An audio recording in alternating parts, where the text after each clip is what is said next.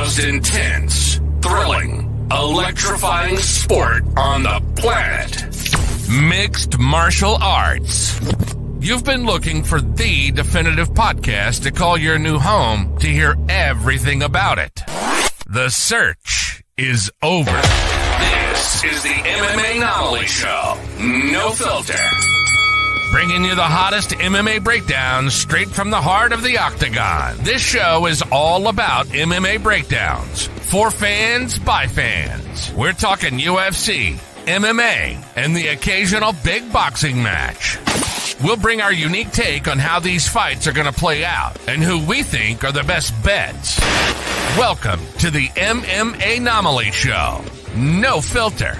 And now your hosts, Olin, a.k.a. MMAnomaly, and Emiliano, a.k.a. Jive Turkey Nano.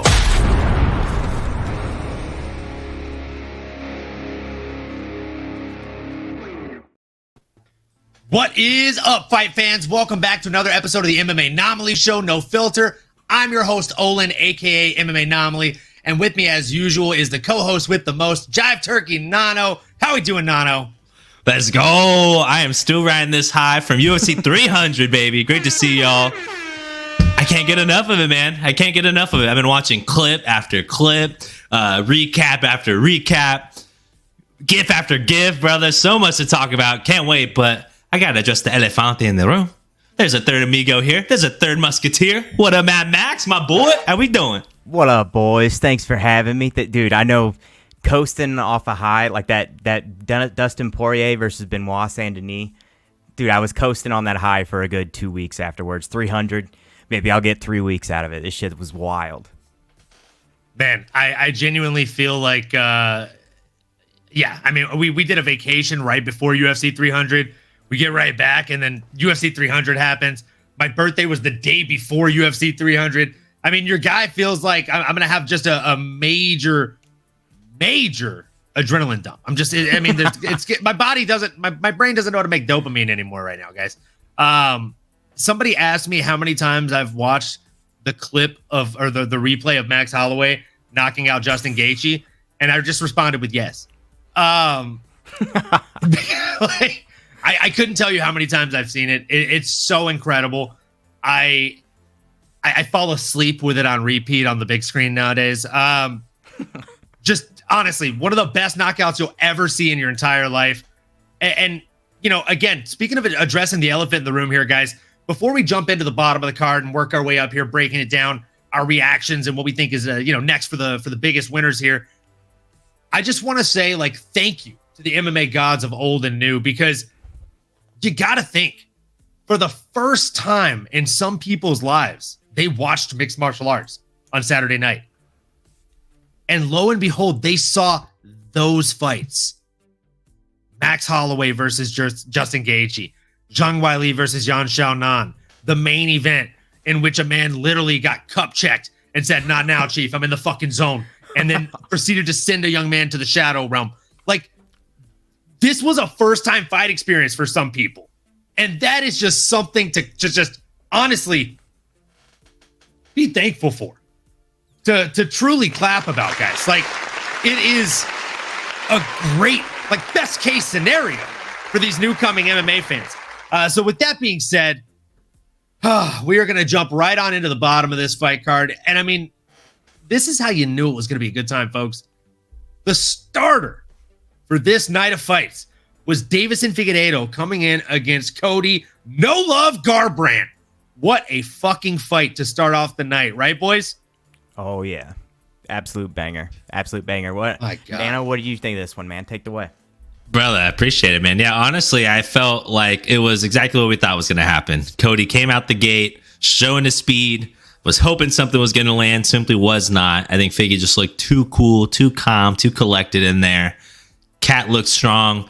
And then, honestly, I got to admit, I'm not Matty Betts out here. I did not bet on that submission win by Figueiredo. Just didn't see it coming. I was riding the high of Cody Garbrandt, just looking for that special moment, looking for a special fighter to do special things. Unfortunately, Cody was on the other side of that. But to be honest, it was a flip of a coin. I'll happily take the L on that one. I'm gonna quickly pour out my shot. I'll dish it back out to you, Matt Max. What were your thoughts, man? Any takeaways from a ground perspective? No, this one, I kind of kicked myself a little bit on it because looking at my notes and stuff, this is one that I was pretty damn close on, and unfortunately, I didn't place a single bet on this one. But it was something that I thought Cody was probably going to have a little bit of a wrestling advantage, especially if you believe the stories that come out of Team Alpha Male. And he's got the credentials there, but my biggest bold point here was that the clear submission advantage was going to go to Davison. He's been a threat to multiple people who are, in my opinion, better grapplers than Cody Garbrandt, Brandon Moreno being one of those. He was able to threaten him in a couple of those scrambles and exchanges, and to me, that was just going to be kind of like an X Factor type thing to keep an eye on in this fight. It's like, the striking kind of negates each other. Wrestling, it's close enough, it kind of negates each other. What's the one thing that this guy's really going to have an edge over his opponent in? And this one, to me, it was pretty clear there was going to be a clear submission threat from Figueiredo, and when you know it, that's the way it played out. But I missed the bet on that one, so oh well. Good fight, though. Very fun fight. This fight went about exactly as I thought it was going to go up until it didn't. So I thought Cody looked really good on the feet. I thought he actually looked really slick. The footwork, as I said on last week's episode, I thought was going to be a big differentiator, and it was. Up until it wasn't, right? Like up until Davison closed the distance and was able to get top position. Once that happened, it was kind of the beginning of the end. It really did look like somebody in quicksand. That's what it felt like as a Cody fan watching that fight. Again, the moment that he went to the mat, and it was not on the first try. Like it took 5 attempts, right? Mm-hmm. And Cody did really freaking good defending the first handful of takedowns. I thought for a moment, like he's got this. If he's able to do this for the rest of the fight, I mean, straight up, this is money in the bank. But he's one of those guys, Davison, where and he's kind of like a Khabib-esque in the fact where, sure, you stuffed 1. Can you stuff 2? Oh, you stuffed 2. Can you stuff 3? Oh, you stuffed 4. Can you stuff 5? And I truly think that if Cody would have managed to stuff 9 and we made it all the way into the 3rd round, that 10th one probably would have made it in. And then that's when we would have seen the same thing take place, submission.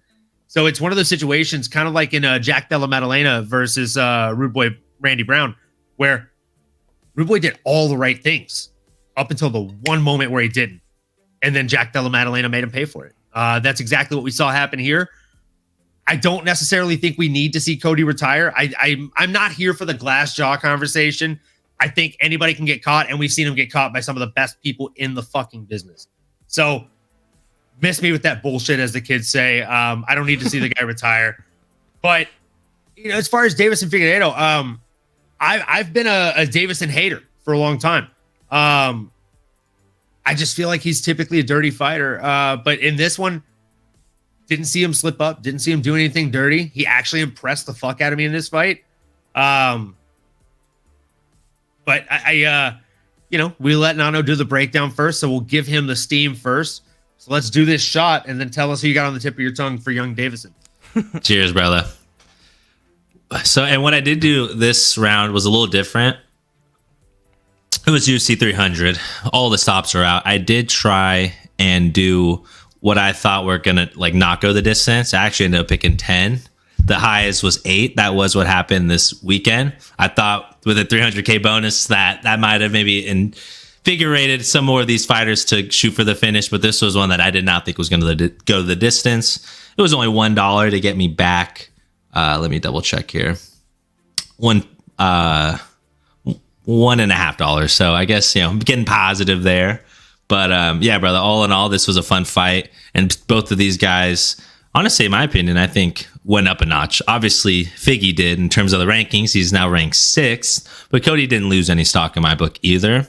I'd love to see a legend fight for Cody. No names off the top of my head. Nobody in the top 15 that I'm dying to see him fight, but I would love to see him get back in there against an older guy, maybe someone that is in that kind of neck of the woods, not a top 15er.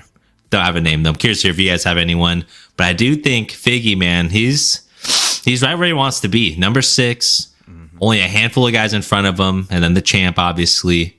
Man, why not go and try to beat up one of the toughest, most durable guys in the division? Why not go after and try to get a Chito Vera? I'd like to see that one a lot. I think that'd really prove how tough, how durable this guy can be. They both are absolute savages and extremely well-rounded. I think Piotr would be another fun one. Henry Cejudo, I suppose, even. I mean, another 125er that's up here now, 135. I mean, I'm going to stick to my gut, who was telling me my boy Chito. I'd obviously go Chito on that one, but curious to hear what names y'all are thinking. Well, we actually have somebody chiming in the chat here. Welcome back to the chat, new to this world. Happy to see you again, my friend. Love the new display picture. Figgy is 2-0 in bantamweight with 2 top 15 wins. He deserves a challenge to see if he's a true title challenger. Hear me out. Figgy versus Umar in Abu Dhabi. Umar Nurmagomedov, or as Joe Rogan likes to say, Umar Nurmagomedov. I think that's a fun freaking fight. I'm not mad at that at all. Mad Max, what are your thoughts on that? Did you have a name on the tip of your tongue? I had 2 names. Umar wasn't one of them. That's not a bad fight. I just think Figueiredo gets obliterated in that fight. Like I don't even think that's going to be all that competitive, to be 100% honest. One of the 2 I had was Chito Vera, so Nano freaking nailed it on that one per usual. And then the other one, maybe in the ranking doesn't make a ton of sense, but coming off 2 losses, and I just feel like it'd be a fun matchup. Ricky Simone was the one that I was kind of thinking would be fun. I just think stylistically they match up pretty well, and Ricky almost reminds me a little bit of Brandon Moreno, given his scramble ability and the way he goes for takedowns, stuff like that. So I would like to see how they match up against each other. A little bit bigger Davison versus semi-similar Brandon Moreno, maybe just a step slower Brandon Moreno. Yeah, I mean, again, you guys are definitely onto something here. I think that the Umar one is a really, really solid matchup, if I'm being honest. I do agree with you. I think that Davison probably just goes out there and gets absolutely obliterated. Oh, man. It'd be a good name for Umar as well, I feel like. Like it'd have really some good credibility for him. Yeah. It'd be Figgy doing the UFC a solid because he is ranked 9th underneath Rob Font, who he did already put away. So if you're gonna take that call or sign that contract, I think maybe you're assuming, hey, me or this guy are the next number 1 contender. Maybe that's the caveat. Maybe that's what the stipulation I put in that contract is. I'll do this for you. I'll take out a Nurmagomedov for you. Potentially. I mean, he's going to try to if I get that potential title shot. So be a good narrative there. Yeah. So the other name that I had on the tip of my tongue here that I had written down is Henry Cejudo. I just think that one would be a really, really fun one. Like he joined Henry Cejudo's camp, or rather Henry Cejudo joined his camp in preparation for Brandon Moreno. So, and I joked that he was doing that because he planned on coming back and taking out Davison Figueiredo. So again, I think that would be a really fun narrative. Cejudo would make it very cringe, but entertaining to say the very least.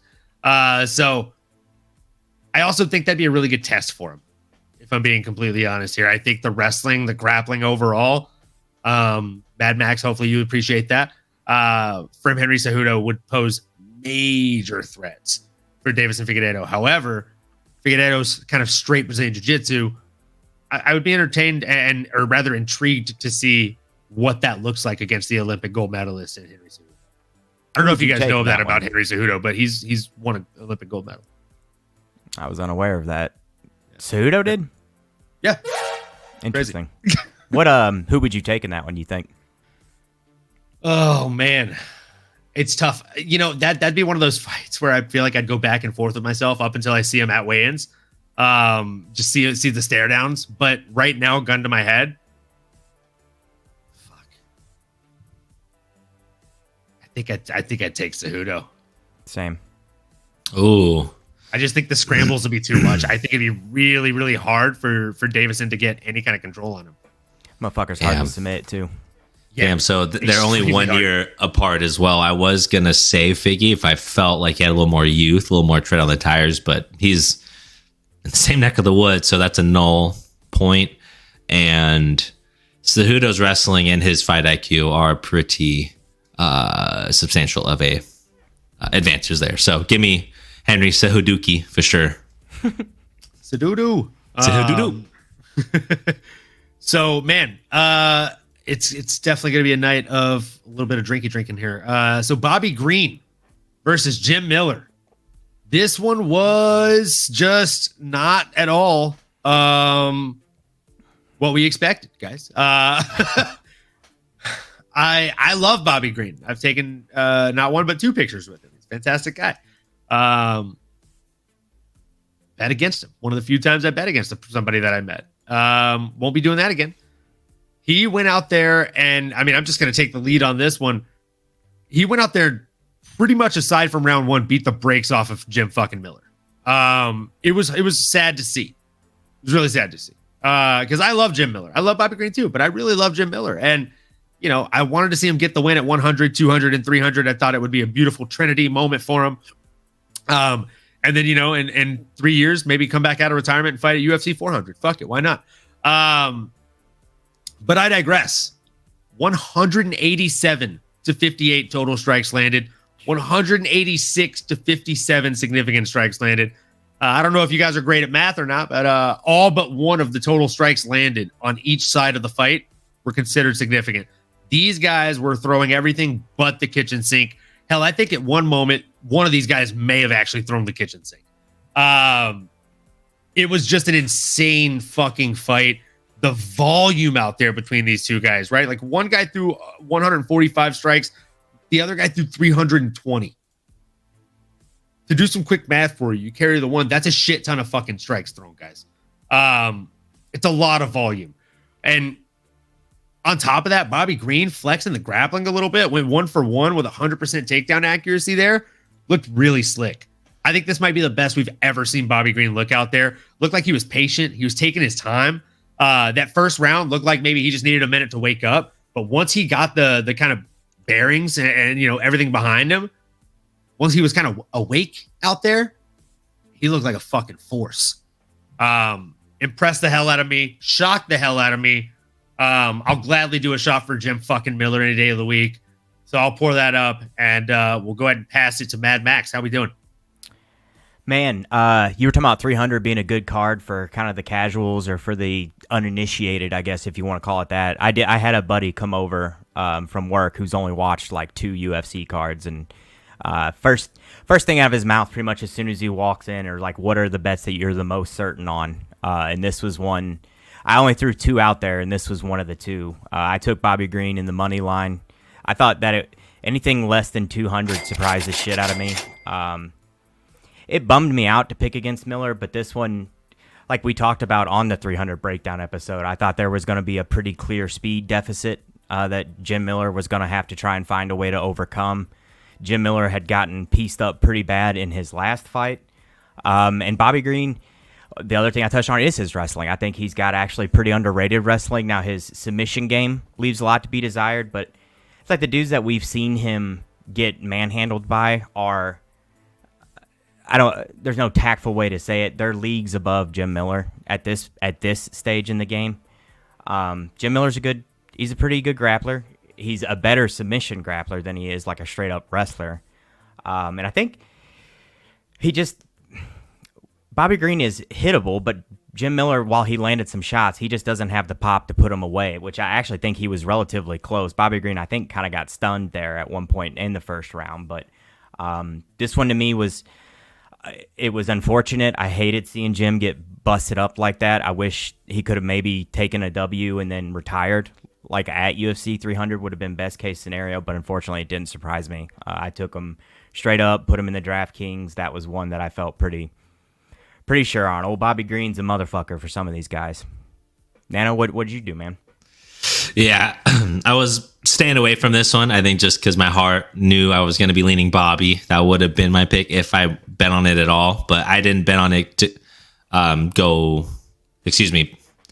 I would have bet on it to go the distance. I didn't see anybody getting finished there. I think I know Jim Miller is an absolute beast. And I think because I was leaning Bobby, I think I knew that he was essentially going to be able to use that speed advantage like you mentioned. And Olin, like you mentioned as well, brother, like it was back and forth in that first minute. There were some exchanges, but you could tell Bobby's demeanor did change, and not in the best way, not in a way that favored us Jim Miller fans, because I think he kind of realized, okay, if that's the best I'm getting from my opponent, then it's going to be a long night. And he really, like you mentioned, was kind of vintage Bobby Green, his movement, the hands down. Joe Rogan was doing a good job of commenting on how that, although it is risky, your chin is exposed, it actually makes it really hard to read the punches, where they're coming from. I mean, they're literally at his hip. So those angles and just that kind of style is not something you're used to, not something that you're familiar with. So I think Jim, and it sucks. You see this happen with Nate Diaz. Like when you take so much scar tissue, the face, man, it doesn't take much to get a good cut. And he was leaking that. Talk about a bloodbath, man. For fight number 2 of the night, we had 2 champions rolling around, some good striking, an end and a finish. And then for this, just 15 minutes of violence. Was a bit one-sided, but boy, Bobby Green showed out. And he's fun to hear on the mic as well. I did think some of the antics were a bit much. I thought that was all going to favor Jim, but when it's all said and done, Bobby's a dog, and he's still got a lot of fight in him. And man, there's a lot of fun things you could do with him now. At number 14, he's someone that I think can headline. He has taken those fights on short notice and been able to host a fight night. I think I'd like to see him 5 rounds, go up 1 spot in the rankings here with a little RDA. Both older guys, both solid. I think RDA will piece him up, but that'd be a fun fight. See Bobby try and seek that finish for 25 minutes. Talk me out of it, gentlemen. What are we thinking?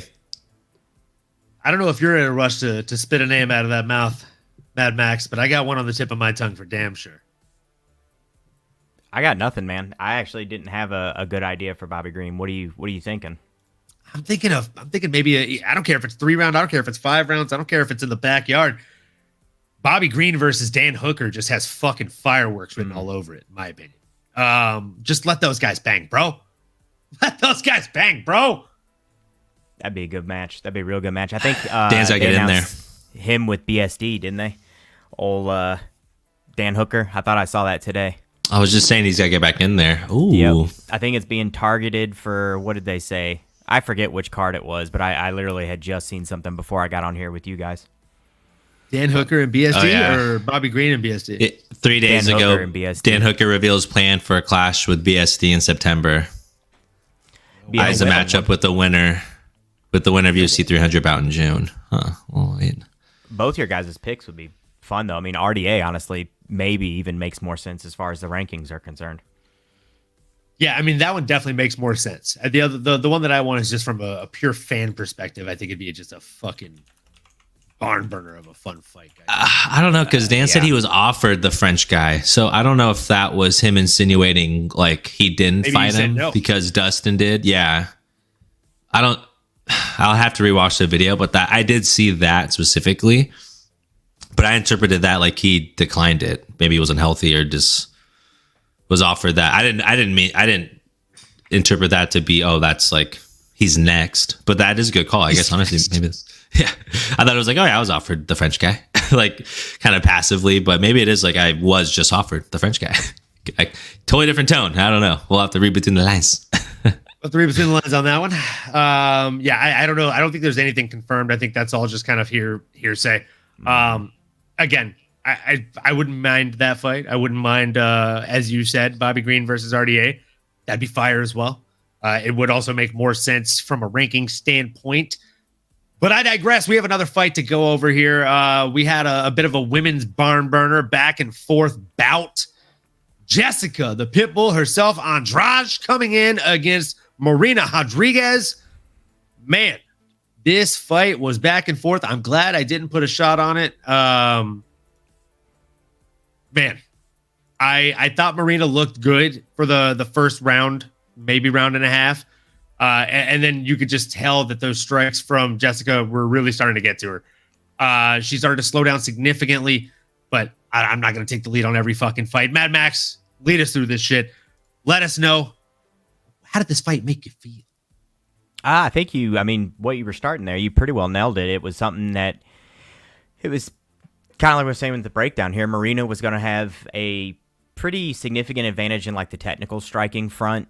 She's a almost lesser version of like a Joanna or something along those lines with her striking. And Jessica Andrade struggles a bit with those girls until she can kind of start getting their rhythm and get in there and make them feel her power a little bit. And there was kind of two takeaways when we were doing the breakdown on this one. I thought the power and the age were going to be big factors, that as this fight goes on and gets a little bit later in there, Andrade is only 32, Marina is 36. It's only a 4-year age gap, but it's a little bit of a gap there, especially in fight miles, stuff like that. And Andrade has got that power, man. She is hard to deal with. She's so physical and hits so hard, and it's to have that constantly coming at you, throwing big bombs. I'm sure it's taxing, and you're basically, you're in a fight or flight response, and unfortunately, against a girl like her, you're effectively constantly in flight mode. So you're running and peppering, but that shit's taxing on you, and it starts wearing you down. And I think that was kind of the story in this fight. It started slowing her down a little bit. Andrade was hitting her with some shots that were hurting her, and I think that was kind of the tail of the tape on this one. We took her straight up at minus 136, so it was well under the 200 limit there that I try to stay under, and it was decent little money line. Not bad. Love to hear that. Nano, what were your thoughts on this fight? Is this the way that you saw this one shaking out? Yeah, I did think it was going to be razor thin. It was a split decision for a reason. I think because however maybe you were feeling that night, you might have looked at it one way or the other. I don't know if you guys feel differently, but I did feel going into that third round, or when it was all said and done, that it was extremely close. I was rooting for Jessica, but I also was rooting for Marina. I told some people to go Marina. I had Marina in some places. I had Jessica. Like this one, I really had a hard time dealing with, and I did miss on this one going the distance. I thought someone would get finished, so that was an L on my end. I'll take that. But yeah, Marina, to your point, Mad Max, she was bouncing around. She did good scoring from the outside, but that is taxing. And man, this is why I love Jessica Andrade, man. Her willingness to just sit in the pocket, chase her down, cut off the octagon, get her up against the fence, and just said, no, I'm going to play a little bully ball. I'm going to hurt you. And that's exactly what she did. The other thing that surprised me as well was how strong she looked in the clinch. I thought Marina was going to have more impact in those exchanges, but it was like half-ass body shots, no real rips to upstairs to the dome. Nothing too violent. I was just expecting to see a little bit more of an edge from Marina, but I think she realized early and often, like, this girl Jessica is a pit bull coming at me, attacking me with that locked jaw, and I'm just going to go ahead and hop over this fence and mosey on over and mind my own goddamn business, because shouldn't be here in the first place. But yeah, she's a dog, man. That was a fun one. I thought Marina's skills, I thought she was gonna be able to hurt Jessica a little bit more. Again, Jessica's been stopped. Like, she's had her ups and downs, but man, Jessica on her best day can beat almost any girl on this planet. I believe that. So I was really excited to see it. Olin, what impressed you the most, brother? I mean, you guys have already said everything I cared to say, to be honest with you. I mean, it started off well enough for Marina, and then we just saw who had more dog in him, right? Andrade literally is built like a pit bull. She came in there, and, compared to every other fighter on the roster, maybe it'd be hard to say that she looks like Mike Tyson out there. Compared to other women strawweight fighters on the roster, she looks like fucking Mike Tyson out there. With all due respect to the rest of the roster. So like the way that she fights, she, just like you said, Nano, like, she has this insane innate willingness to stay in the pocket and just brawl, just get in there. And, as fight fans, we fucking love to see it. We'll go over that in the Coco main event, aka the People's main event, whenever we get there. So having that willingness to just stay in the pocket and trade and throw hands, not everybody has it. And if you engage in that with someone, one of two things is going to happen. They're either A, going to follow suit and do the same thing with you, and then it's kind of who goes down first, or they are going to disengage and disembark and try and get back on their bike and get the fuck out of Dodge. Either way, you have effectively won the exchange because you've either made them play your game or you have shown that they are not willing to play your game. She did that across the distance with Marina. She just proved time and time again, you don't want to be in here with me. And as soon as Marina would find her rhythm, the pit bull would break it. It was a thing of beauty to watch as a striking fan. And I mean, as a Marina fan, it was hard to watch at times. You could tell that, she was done. There were like 3 different times, especially in that last round, right, where I felt like she was absolutely done. She was checked out. Her body language was not looking good. And quite frankly, her gas tank was all but exhausted and depleted. And yet still, she's throwing like pitter-patter, weak shots just to try and get Andrade off of her and to look like she's still in the fight. But man, you could just tell that she was done in that last round. So hats off to Jessica. I thought she looked absolutely fantastic. And I think what's next for her is a fight with Yan Xiaonan. We'll rematch City. That'd be a fun one. Oh, man. I'd love to see that. I do think, though, there's one obvious pick here, and it's not a good matchup for my girl Jessica. It's maybe one of the scariest women in this division. You know who I'm about to say, brother. You know who I'm about to say. She fought recently, whooped my girl Loopy's ass. I'm talking about Verna Jandiroba. Beast. She's gonna look so goddamn big in there against Jessica. It'll look like big Sid. It'll look damn, I'm thinking of the movie Next Friday. Or no, Friday. And next Friday. I'm right. It's next Friday. Yeah, what you're talking about. I'm trying to think of the cousin's name, but oh God, I can't remember. It's like I thought it was your little cousin. Her name's damn. All right, I'm Behind butchering the it. record store. Yeah. Pinkies. Yep. Yeah. Is the name Cookie or something? I don't know. I gotta look that one up. But I digress. Joke's over. I botched it. I'm sorry, y'all. Take me off the stage. Bring out the hook. But I'm keeping the Verna take though. That I do stand behind. Don't forget about that point. That'd be a fun fight right there. That's actually that's a good matchup. I mean, either of them makes sense. Was it a rematch with Jan? She's fought her before, correct? She got finished by her. She fought her recently, yeah. Yeah, she knocked her out. Well, shoot, just to make something new, I almost want to see her and Virna Jandiroba go at it. That one, Virna surprised the shit out of me with that loopy fight. I thought maybe she would win, but I didn't think it would be quite that way. That would be a lot of fun. 2 very physical girls getting after it, both of them with a lot of power. Virna obviously probably has the grappling advantage, and Andrade probably a little bit of a striking power advantage there. I like that. That's a fun one. The more I'm sitting here thinking about it, the more I like that one. Hell yeah. Andrade pile drives her opponents into a firefight. Yeah. It's a good way of forcing the fight to go into an area or a type of fight that she wants it. That's for sure. Well, looks like you got the She wrestler. just pile drives you. His Rikishi picture. I was gonna say he's got the pedigree. He knows. He knows a good pile drive when he sees one. So moving into the next one, we have the main event of the prelims, or the main event of the early prelims. We had Jalen Turner coming in against Hinato Money Moicano. Oh man, this was a fun fight. Both these guys similar records coming in here, 19-5 versus 14-8. A lot of talk coming into this one. Which one of you guys wants to take the lead on this fight? After you, Nano. I'll happily start it off here, man. And Jalen, we suck again. That's what I tell him. We suck again. What the hell was that, man? I knew it right away. I called my boy. I was like, he's going to regret that. That was so stupid. Wow, he just lost the fight because Jalen was looking good in that first round against Renato. Show me the money, Moicano. He was having a problem with that distance like we were talking about. We said it's going to be a problem. And what happened?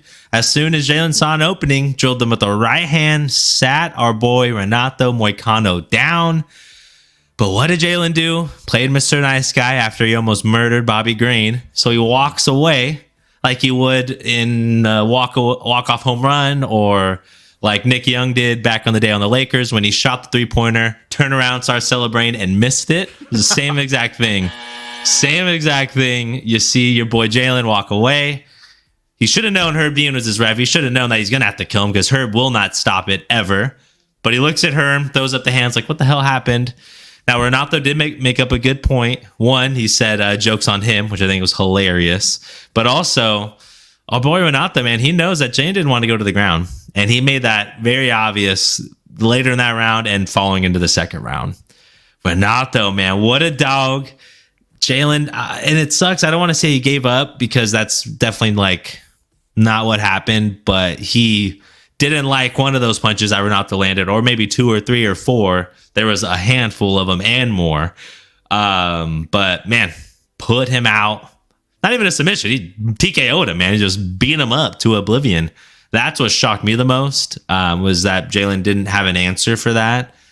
And I knew it was going to happen no matter what, because he walked away and he let the wounded shark heal up and bite him in the ass. So, Mad Max, did anything stick out to you from our boy Renato? Show me the money, Moicano, or was that what you were expecting to see from him? Well, his post fight always sticks out to me. That's like the greatest thing about him. That my buddy that I mentioned that came over and doesn't really watch the fights, as soon as he got the finish, I'm like, well, get ready for the best post fight interview you're ever gonna see, because this is about to happen. But I picked Jalen Turner straight up as well on the show. But as far as bets were concerned, we took Jalen Turner inside the distance and hedged it with Moicano a half a unit. So it bailed me out of some hot water. Stylistically, I felt it was pretty obvious Jalen Turner had a speed and striking advantage. One of the things, though, that I touched on during our breakdown with you guys there was he very often will give up the position chasing a sub. Like I don't know if he just has like the tunnel sight and he kind of gets our tunnel vision rather, and he sees the potential for a submission and just latches onto it, or if that's an inexperienced thing, because you notice a lot of lower ranking belts do that sort of stuff. But the general rule, the cliche saying, position before submission.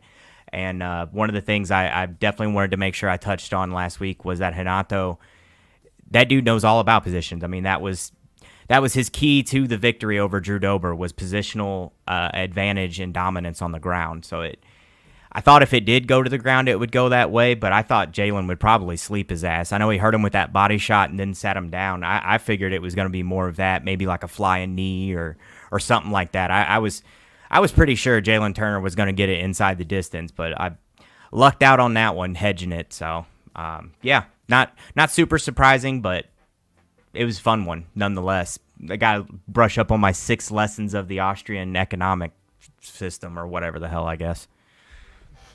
For the record, he got the finish. He got the finish. He just walked away from it. Yeah, exactly. It was there. It was there all day. He just didn't jump on it. Yeah, I completely agree. I'm not going to say too much extra. What is there to say? Jalen thought he had it, and he counted his chickens before the eggs hatched, folks.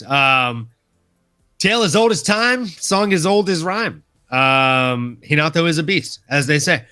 The guy came out there, he got up from getting knocked down, got his shit rocked, and then as Nano so eloquently said, landed some shots that looked like Jalen was not a big fan of, was just not loving. And the rest is history, as they say, folks. Jalen Turner is an absolute beast. I don't think that this is going to leave a huge skid on his record or stunt him that much. Because, again, like he took a lot of damage, but I do think that it's not super long-term damage. He'll recover fairly quickly from it. He just hit a couple bad shots and then went down and then got the ref stoppage, right? So good looks for Renato. Slowly but steadily just charging on up the lightweight rankings. So, oh, man, what is next for Renato Moicano? There's honestly a lot of different people that you could hand this guy. Mateus Gamrot, I think, would be a really, really fun fight. I think it'd be a really, really fun test for him. I'll have to look and see if Mateus actually has anybody lined up already. But is there any names that you guys have on the tip of your tongue? No. I was going to say, I think Moicano did mention that he's trained with Gamrot. I don't know if he currently does, but he's mentioned training with them in the past. I don't know he said he's all about the money. So I'm sure if he got signed. Yeah, he trains at ATT, right? Yeah, or at least, because he has a Pablo Gilbert Burns. So he may not. I mean, hey, if it's money, Moicano will Show me the money. So I do believe he will probably say, yeah, if that were the case. What ends up happening here, ladies and gentlemen, I mean, there's only so many names at the top of the mountain here. You can only go so far. So I do think if it's not a Gamrot, maybe a Fazeev too. That can maybe make sense. Maybe I'd try to get Renato that one back. It's a fun fight. Fazeev's hopefully coming off injury. Who knows if the stars are aligning there. So if he's not healthy yet, maybe Beneil Dariush in there at 6. Get Renato all the way up there. I saw a little reaction from MMAnomaly. There we go. There we go. Hit the block. Little Benny from the block. I hit a nerve. There we go. Yahtzee. What do you think, Mad Max? How do you feel about that one? Or you got someone else on the brain?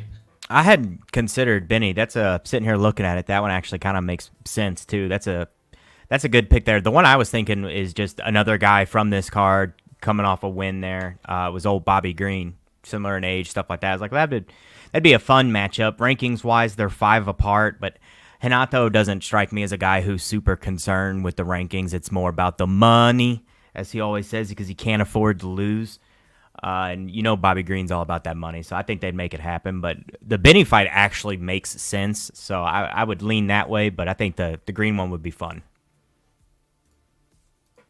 Yeah, I definitely agree. I think the Bobby Green one would probably be a really, really fun fight, just on both ends. I think both guys are right at the same trajectory or right around the same trajectory in their career. I think that's a fun fight, stylistically, too. Sign me up.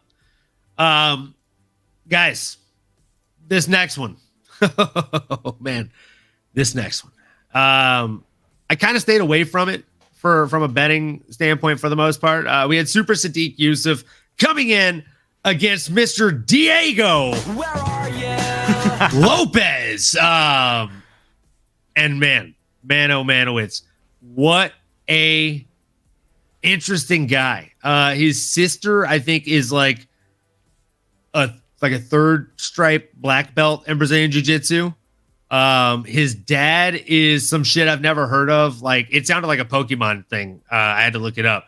Like Azure belt or something like that. I'll have to figure out the actual term that I saw.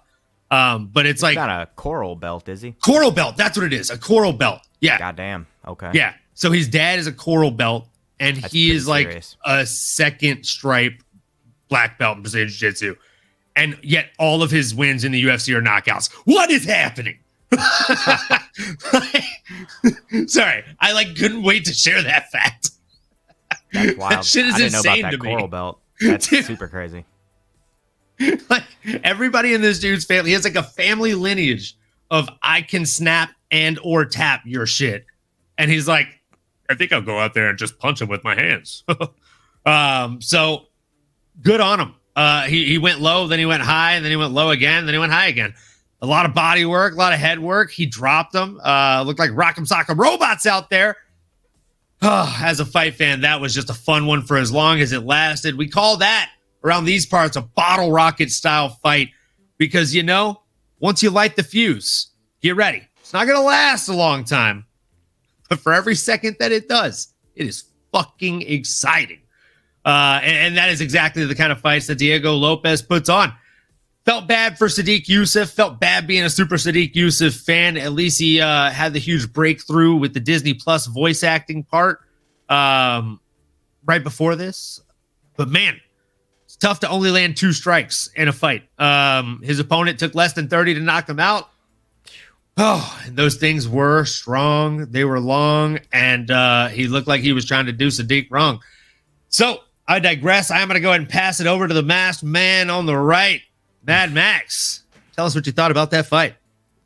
Man, I'm still over here distracted with the coral belt. I'm gonna have to look that up later. That's pretty wild. So, coral belt in traditional jiu-jitsu, at least, is basically like the pinnacle of your belts. That's the red belt that you'll occasionally see dudes have it. There's like literally a handful of people on earth who have those, and you generally, at least how I've always heard it described, is like that basically means you had to have like made some kind of contribution to the sport of jiu-jitsu that effectively like altered its trajectory. So that's I mean, literally like the highest honor you can get in it. That's fucking wild. But either way, as far as the fight goes, this was one I thought Sadiq had some things to offer, but I'm been on the Diego Lopez hype train. I'm all aboard. I even on the whiteboard Thursday here, we took Lopez money line minus 142 and even did an inside the distance at plus 115. Like this matchup to me seemed like it was, I don't want to say obvious, but it felt pretty almost like a sure thing. Again, the guy that I mentioned who came over and asked for the bets, and I only gave him 2 that I was sure on. This was the other one of the 2. Diego's faster. I think he has just as much power because Sadiq does have quite a bit of pop on his punches, but I think Diego's faster. I think his placement's better, and maybe more than anything, the dude's willing to get after it. Like, he's willing to get in there and trade some shots and make some shit happen. He's not in there to play for points or anything like that. Like, he's in there trying to finish the fight and trying to take you out. And in a game like this, that shit matters. Like, that mentality, getting in there and getting after it. It's a game of inches, and you got a dude over there who's just hungry to get after it. And that matters, man. That's one of the biggest things that stood out to me. Yeah, I mean, he's a big, bad motherfucker. Like, I fucking love Diego Lopez. I'm on the hype train as well. Dude looks strong. 15 first-round finishes in his career, 24-6, and the dude's just scratching the surface.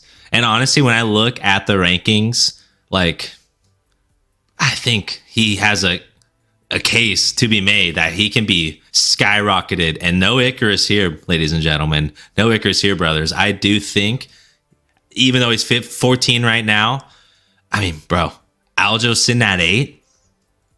I feel good about Diego in that matchup. I love Aljo, but I think he's that freaking good. I mean, he took Mosvard to a close decision victory on a very short notice, and he's sitting there at 5. Maybe you throw him all the way up there. Again, I wouldn't argue at it. That's how good I think this guy is. I mean, am I tripping here, y'all, or are we sipping the Kool-Aid?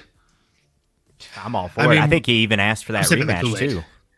I'm sipping the Kool-Aid. I think he asked for that rematch, and I think with a full camp, I think he gives that man trouble. He gives him a lot of trouble.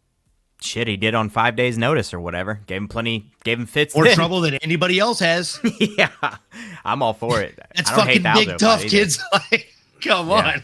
I'd want to see it 25 minutes. I don't know if that's possible, but I'd love to see him go 25. Oh, absolutely, it's possible. I mean, how many Apex fucking cards do we have to fill to hit quota this year, guys? For real. Enough for us to throw some shit on the wall and hope it sticks. Oh, man. So, yeah. Diego Lopez. When it comes to winning, he's definitely not saying, "Where are you?" Yeah. Because he goes out there and gets that shit done, folks. You're saying that to Mosvar, though. Definitely think that we'll be talking about this guy again in the future, in the very, very near future. So, yeah, the tweet that I saw that was getting big kind of traction was, Diego Lopez's sister is a BJJ black belt. His brother is a 3rd-degree BJJ black belt. His father is a 5th-degree BJJ black belt. And it's his uncle that's a Brazilian Jiu-Jitsu coral belt. Damn. And apparently there are about 32 active coral belts in the entire world. Yeah. So feels like a kind of prestigious party to be in. Very. And the homie goes out there and knocks people out. His unborn children will actually be born with brown belts. Or brown diapers. Either way. Gonna be a good time. So bad jokes aside, you guys, we got to jump into this next fight because, I mean, there's not even any real jokes to be made here, guys.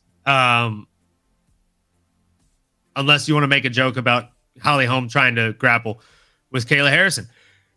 Guys, Holly, the preacher's daughter, Holm coming in against Kayla Harrison. Oh, boy, oh, boy. Oh, me, oh, my. Oh, man.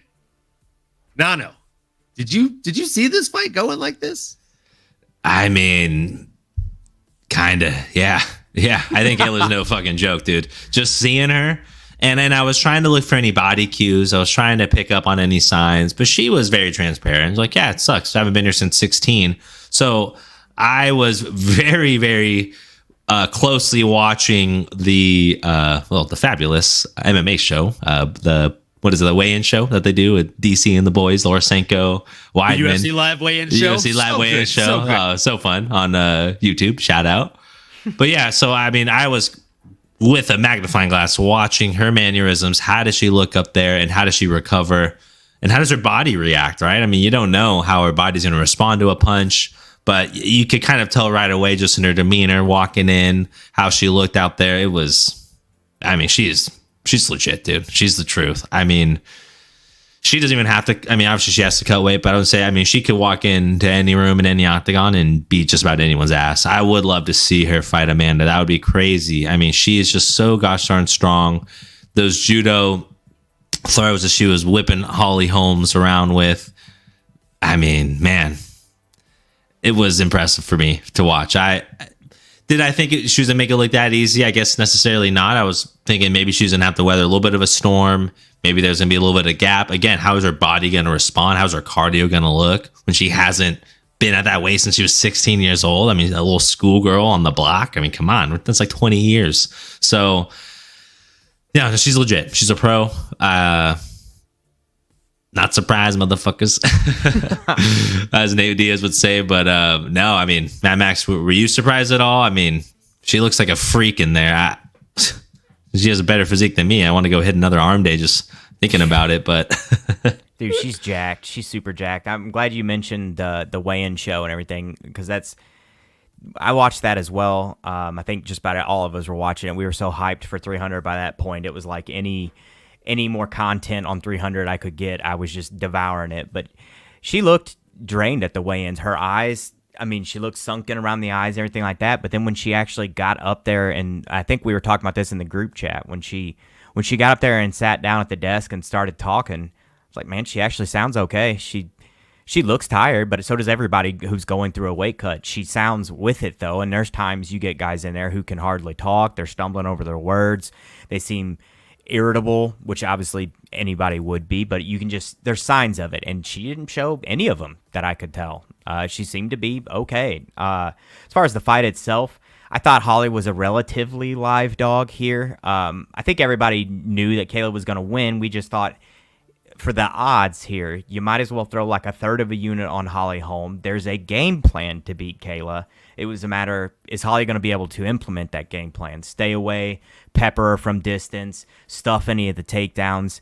And Holly herself even said it. It's like, I don't know what was going on, but she went out there and said, here's the game plan. Let me throw it right out the window.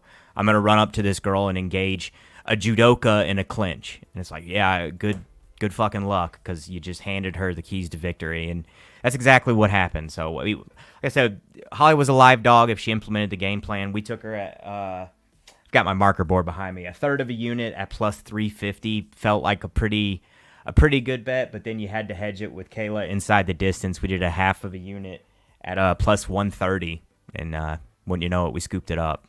Olin, what did you think, man? I thought it was business as usual for Kayla Harrison, man. I thought it went exactly as I saw it going.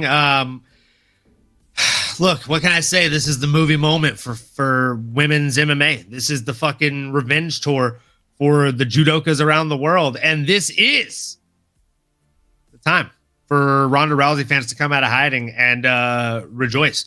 Because I think Kayla Harrison did that to Holly Holm, and she'll do the exact same thing to Amanda Nunes. I think she will effectively shut Amanda Nunes down. I think she will wear down the muscles that Amanda Nunes has. And after the first round, she will render the knockout threat almost non-existent. So here's the thing. Do I think she gets that fight next? No, not at all. I think she destroys Raquel Pennington in one of the most one-way traffic fights that we'll see in the division. And then she calls for a fight against Amanda Nunes, who hasn't fought at some time by then, and then comes out of retirement and just gets washed. And then she essentially destroys the two women that came out and destroyed Ronda Rousey's legacy, restoring faith in judo around the world. That's the fairy tale, guys. That's how I see this whole thing playing out. Those are the next not one but two names on my list. And I don't think I need to describe how the fight went, because I think you guys did a really, really good job at doing that. And again, it's fairly one-way traffic. There was a game plan. The game plan was somehow just thrown out the window. Great toss by Holly Holm on the game plan. Nothing but net. Just threw that thing right out of the fucking distance. Made no sense. made no sense. Did get a sweep on a legendary judoka, so I guess that's like a moral victory. There is that. But yeah, is there any other names on the tip of your tongue? Do you think there's anything other than a title shot lined up for this young lady? I don't see anything. It doesn't make a ton of sense to me. I feel like that's almost exclusively what they brought her in for. Now, as far as how the match with her and Amanda plays out, I don't know. I'd have to think on that one a little bit more, but nothing else makes a ton of sense to me. What do you got, Nano? Yeah, I mean, it is interesting if we are actually throwing Amanda back in the mix here. She did kind of pique some interest or come out the woodworks, drop the X tweet there, and you let it be known, like, if this might be something I'm going to be monitoring, a little bit of a MJ comeback or something like that. But if that's on the table, you book it. You book it tomorrow. But I guess looking at the landscape, I did do a little homework here, and Kayla feels that she's frustrated with where things are at. She wants to fight Raquel, wants to fight for the title, but Raquel is apparently hurt, or maybe not willing to sign the contract, or has also made comments in the past that she doesn't think that Kayla deserves like the fast track to the title. I don't necessarily agree with all that. I mean, you just beat next champion Holly Holm pretty definitively. You look at health, you look at what makes sense, but there hasn't been a lot of movement in that division in a while. So if Raquel is truly hurt, I do think you end up vacating the title if it's going to be a significant amount of time. And that's probably best case scenario for the UFC, because you do now bring in the last girl to technically dethrone, although she did lose to Amanda Nunes. But we're talking about the queen of cringe, our girl Juliana Pena, for an interim title against Kayla Harrison. You could sell it. There's going to be some good back and forth, going to be super cringy, some like nice girl, but tough shit talking moments. I'm curious to see how they navigate that. But two wrestlers going at it, different styles, but I think that's the one you want to try to book. Hadn't considered the Pena option. That'd be a fun one as well. Sitting here looking at it, I don't hate Shitara against her, just as like something to kind of hold her over in the meantime. At least she'd have a threat on the ground. But the Pena one makes pretty good sense as well. I don't hate that. Yeah, the Pena fight definitely makes a lot of sense. That's another one that I hadn't really considered either. But yeah, as you said, Max, I think that one definitely makes a lot of sense, guys. Yeah, solid fight. The Shitara fight would be a really, really fun one. I think that would be a really, really fun back and forth fight. But again, I do feel like she's earned a title shot, or she's earned whatever the fuck she decides to ask for, to be honest. Moving into the next one, we have Calvin Kattar coming in against Aljamain, the Funkmaster Sterling. I'll do a quick spiel on this one, then I'll pass it off to whoever's chomping at the bit for it. This fight went almost exactly as I thought it was going to go. I thought it was going to be really one-way traffic, just because Aljamain Sterling is the Funkmaster, right? He's just that. He is extremely underrated to an almost nauseating point. You guys, I hate how little respect he gets. Guy goes out there and gets a fucking stunning win, and they don't even give him a post-fight interview. He's the only fighter on the entire card that did not get a post-fight interview. After putting on that kind of performance, we're talking 89 over 19 strikes, 39 over 8 significant strikes, and 8-0 takedowns. It was a one-way street, and Calvin Kattar happened to be standing in the fucking middle of the traffic. I'm curious to hear what you guys think of this fight, and what you guys think of the just genuine lack of respect for a recent former champion. Yeah, I think he definitely gets disrespected, but he was getting a little bit of cheers, and he was actually very thankful and appreciative of that, which my heart kind of felt for him a little bit there. It was a little sad almost, thinking like, oh man, this guy just wants some cheers, just wants to be beloved. He's a cool guy, man. I mean, why not? He's doing his YouTube stuff. He's out there, and he's talented. He's the next champion. He's going to go down as one of the best bantamweights of all time. When his reign was pretty legendary, no doubt about it. But yeah, man, I think all things considered, he went out there and did what he had to do. This was a clinic. There were less than 100 total strikes thrown between the both of them. He did have about 89 of them, so you could put that into perspective there. Yeah, man. I mean, the takedowns are phenomenal. I do think that my takeaway, and that makes me want to elaborate on it, but his timing with those takedowns, his ability to use that funkiness, keep his head up the center line. Calvin wasn't able to establish the jab, but the timing and the explosiveness and just his sheer strength. I mean, dude looked like a linebacker out there just dipping Calvin at will. So that was really what stood out to me. And excited to see what's next for Aljo sitting at 8. I don't care what direction he goes, up, down, or around, but get that man back in there and get the man his respect and get him some money. What would you anything sit out to though, Mad Max? No, man, you pretty well nailed it. It was story of grappling dominance. Basically, we all know Aljo is one of the better backpackers in the game, and I say that with all due respect as a fellow backpacker. Like he's got a pretty clear path to victory, and it's your job to try and stop it. And while maybe it's not the most exciting for fans, it's the path to victory, and he does it at a level that not a lot of people do, even in the sport, which is like considered like the pinnacle of these guys. There's still not a lot of dudes doing it at his level. I've been an Aljamain fan for a while, and I've also been kind of curious as to why he gets the reception that he does. The guy got booed in his hometown, and I don't honestly have any idea. I've thought maybe it's the whole try hard thing that he does come across a little bit as like he's trying a bit too hard to be liked, and people don't generally find that appealing. So I kind of wondered if that's it, but I think the fight itself, the knee injury with Cater, the age, the mileage, and just the actual ability. Sterling is just, he's that good of a grappler. If he can get it to where he wants it, it's probably going to go his way. Striking, he was throwing his usual kind of unconventional stuff, but it was largely to set up the grappling as it generally is for his game plan. I did take Aljo to win. I ended up taking him by sub, though. I thought he would maybe get it done there, like last round, maybe by an RNC or something. We did a half a unit at plus 450 odds, and we hedged it with Cater. I think it was Cater just straight up at plus 140. So we missed that bet, unfortunately, but good performance by Aljamain. As far as what's next for him, I know they're kind of friends, but the grappler in me would love to see like a Bryce Mitchell matchup. Him and Bryce getting after it would be, I think, a lot of fun. Or him and Josh Emmett, wouldn't be mad at that one as well. Josh Emmett has enough wrestling that I think he actually would maybe be able to stop a couple of those takedowns, and then maybe light old Aljo up on the feet. It'd be an interesting one. Both would be fire. Josh Emmett would be fire, I think. That'd be a real fun one, actually. Really fun fights. Those would be really fun fights. I feel like I might be leaning towards the Josh Emmett one as well. Yeah, those are fire. Those are fire fights. Old Emmett's been out for a second as well, right? Didn't he had that loss, and then I don't think he's come back yet, right?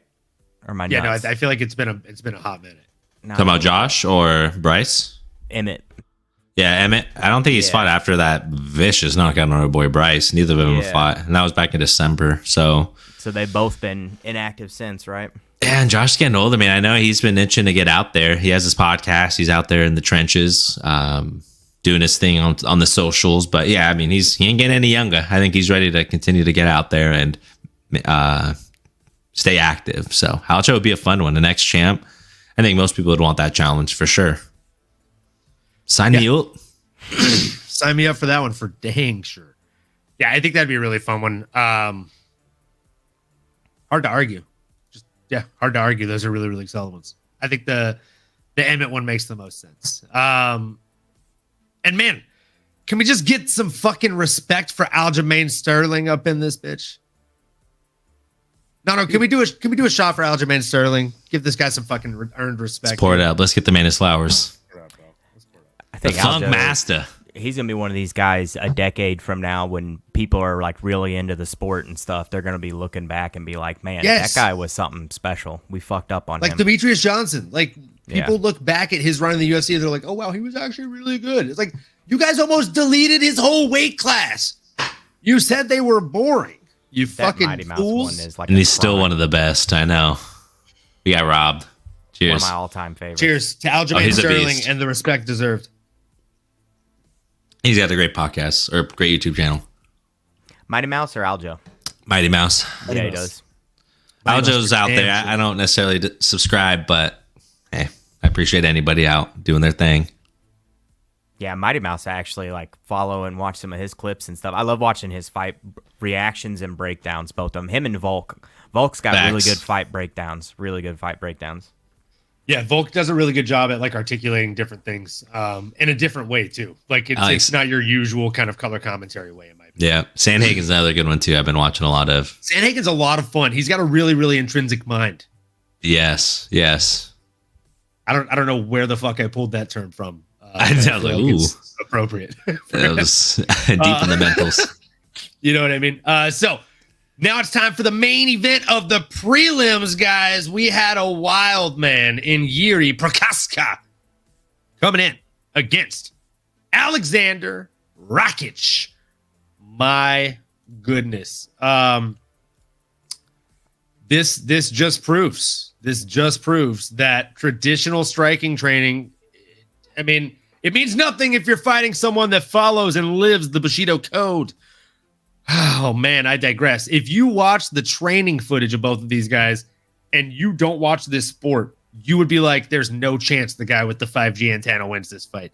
And if you train and you watch these guys train, you watch their training footage, you're thinking out loud or saying to yourself, there's no way the guy with the 5G antenna wins this fight. And yet here we are, guys, on a fucking Tuesday, and the guy with the 5G antenna on his head won the fight, and he ate a 3-piece in the finishing sequence before he got the young man down on his back. Like, I think the best superpower for Jiří Procházka is his chin. And then after that, his shot selection. His shot selection is just really nice to watch as a striking fan. But his ability to eat shots when his shot selection fails him, fuck, it's something to see. It is really something to see. Curious to hear you guys' thoughts. Like, what stood out to you more than anything about Jiří Procházka? Did anything surprise you in kind of the fight itself, or was it just another Jiří Procházka wild fight? What you think, Nano?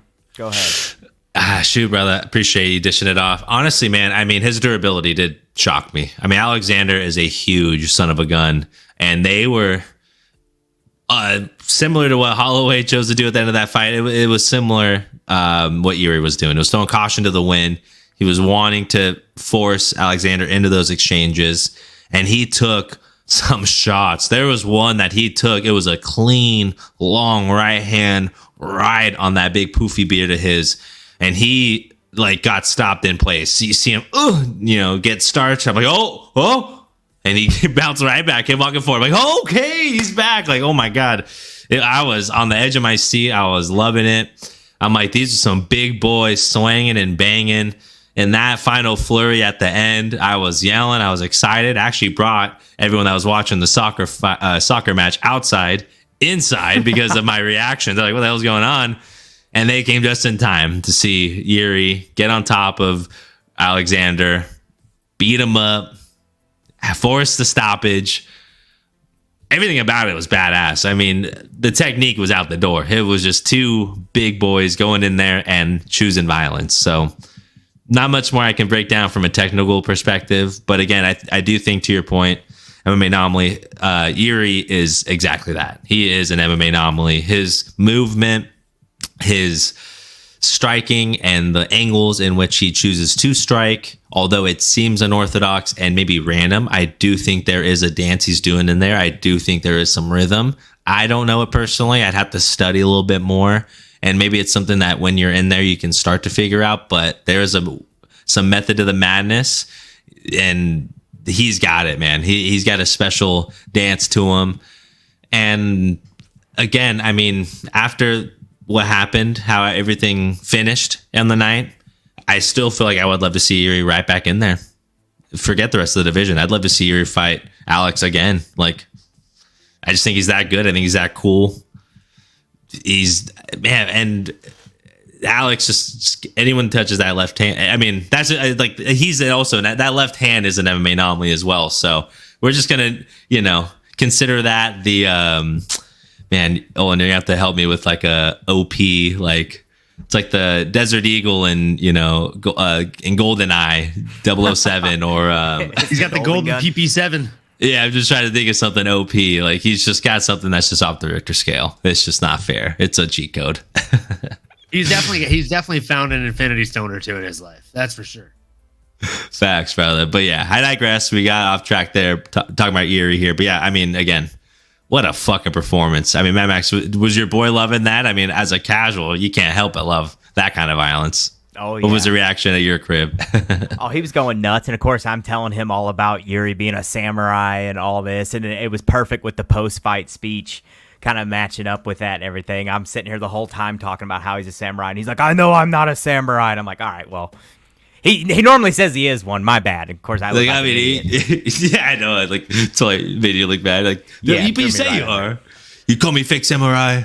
Yeah, like, dude. But everything was cool. It was so like you find motivation. It was a good little way around it. Yeah, the way he ended up spinning it in there. Everybody needs something to believe in, and these values live in me, and all this. And it's like, damn, way to spin that around. That was pretty dang good. But as far as the fight itself, it played out about how a Yuri fight does. It's just chaos. It's pandemonium. It's a whirlwind the entire time it lasts. Maybe as far as Olin asking, was anything surprising or takeaways? Perhaps concerning was the lack of Yuri's ability to still address the leg kicks. That still is a glaring hole in his game. Rakic was exploiting it pretty well, the entire fight, and Yuri did nothing to address it, just kind of ate him. So going forward, should he get the rematch with old Poatan, I could see that being yet again a problem. But I'm a Yuri fan. I picked him to win. I thought it would be fun. As far as bets go, actually didn't play a money line or anything. On this one, I thought the obvious bet was to take the under 2.5. And it was, what was that one? A minus 150. So pretty easy scooping it up right there. I'm trying to think who I'd give him next if he doesn't get old Pereira. Maybe Jan Blachowicz. Blachowicz has been out of the works for a minute. I know he's got that injury, but I think he's on the mend now, so that may be a fun one. Let those guys get after it. What do you guys think for next for him? I like that a lot, actually. You've been hot, brother. Swinging a hot bat right now. Yeah. I like it. I'm not mad. I really think, yeah, man. I want to see the rematch between him and Poatan for sure. You think they'll do it, or they'll do? I saw Ankalaev getting a little chirpy there. Ankalaev is like the only other name you could possibly throw in there. Yeah, I mean, and that one's one of those things where like, do you really want to do that? Because you could ruin a really, really fun star with somebody that a lot of people already herald as a rather boring fighter, right? Yeah. Now, again, I'm not one of these people, but a lot of people do actually feel that way. So there's also a mammoth-sized elefante in the room. Oh, let's hear it. Are we not gonna simply consider the request of the champion and his request to go up to heavyweight? Are we not gonna entertain this idea? I mean, he asked for it. Who am I to say no? I think he earned at least the consideration. And I don't know if you saw that shot of our boy Tommy Aspinall staring. Oh, hell yeah. Seeing that someone liked it. But staring down Alex Pereira. Ooh, do we want to see a little Tommy versus Alex? Or Cyril Gahn? Maybe like it's a little feeler out. I mean, do we want to see a heavyweight version of Poatan? Does it translate? I think that's just that question in itself. I say hell yeah. Why not? Like, honestly, I don't even care what Alex says at this point in his career. Like, I think he's entered that level of stardom. So if he wants to just have a McGregor-esque money fight, go fight Cyril. Go fight Tom. Call out John. Like, do something. Why not? Why not? And then go out. I don't know. That's what I'm thinking. I mean, yeah. I'm not mad at it, bro. I'm not mad about it. I don't know if Dana already like automatically shut it down, but is heavyweight crazy? Is that too far? No, I am actually mad about it. I don't want to see him fight Tom Aspinall at all. I'll be honest with you. I was going to say, I'm like, oh damn, really? That was pretty easy. No, I don't want to see him fight Tom Aspinall. I think that ruins the hype train. I think Tom Aspinall kills Poatan. I think he kills Yuri. I think he kills any of these light heavyweights. There's a difference between a big man and a 265-pound big man. And one of the two guys that we're talking about here happens to be a 265-pound big man. So, yeah, don't like that. Don't like that. I can't play yes, man. Sorry, bud. That's why I was like interested by your initial. You're like, is he really going to go for this? No. Like, wow, really? Yeah, you are. Oh no. Okay, I was gonna say a little too good to be true. What about you, Matt Max? Are you on the same boat with our guy MMAnomaly here?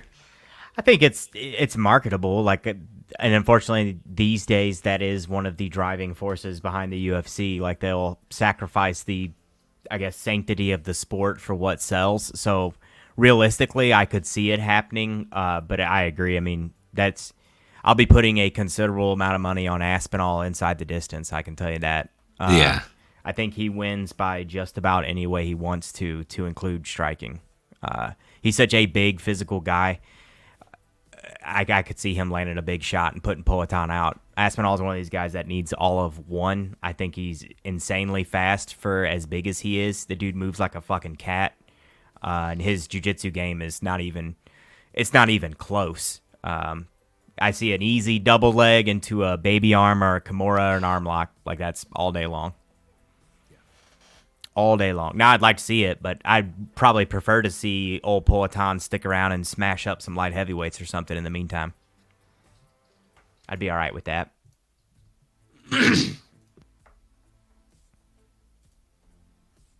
You're muted, I think, Owen. Whoops. I could totally see Tom Aspinall hitting him with like a just embarrassing white belt submission, just hitting him with like a key lock or something. And just to prove a point.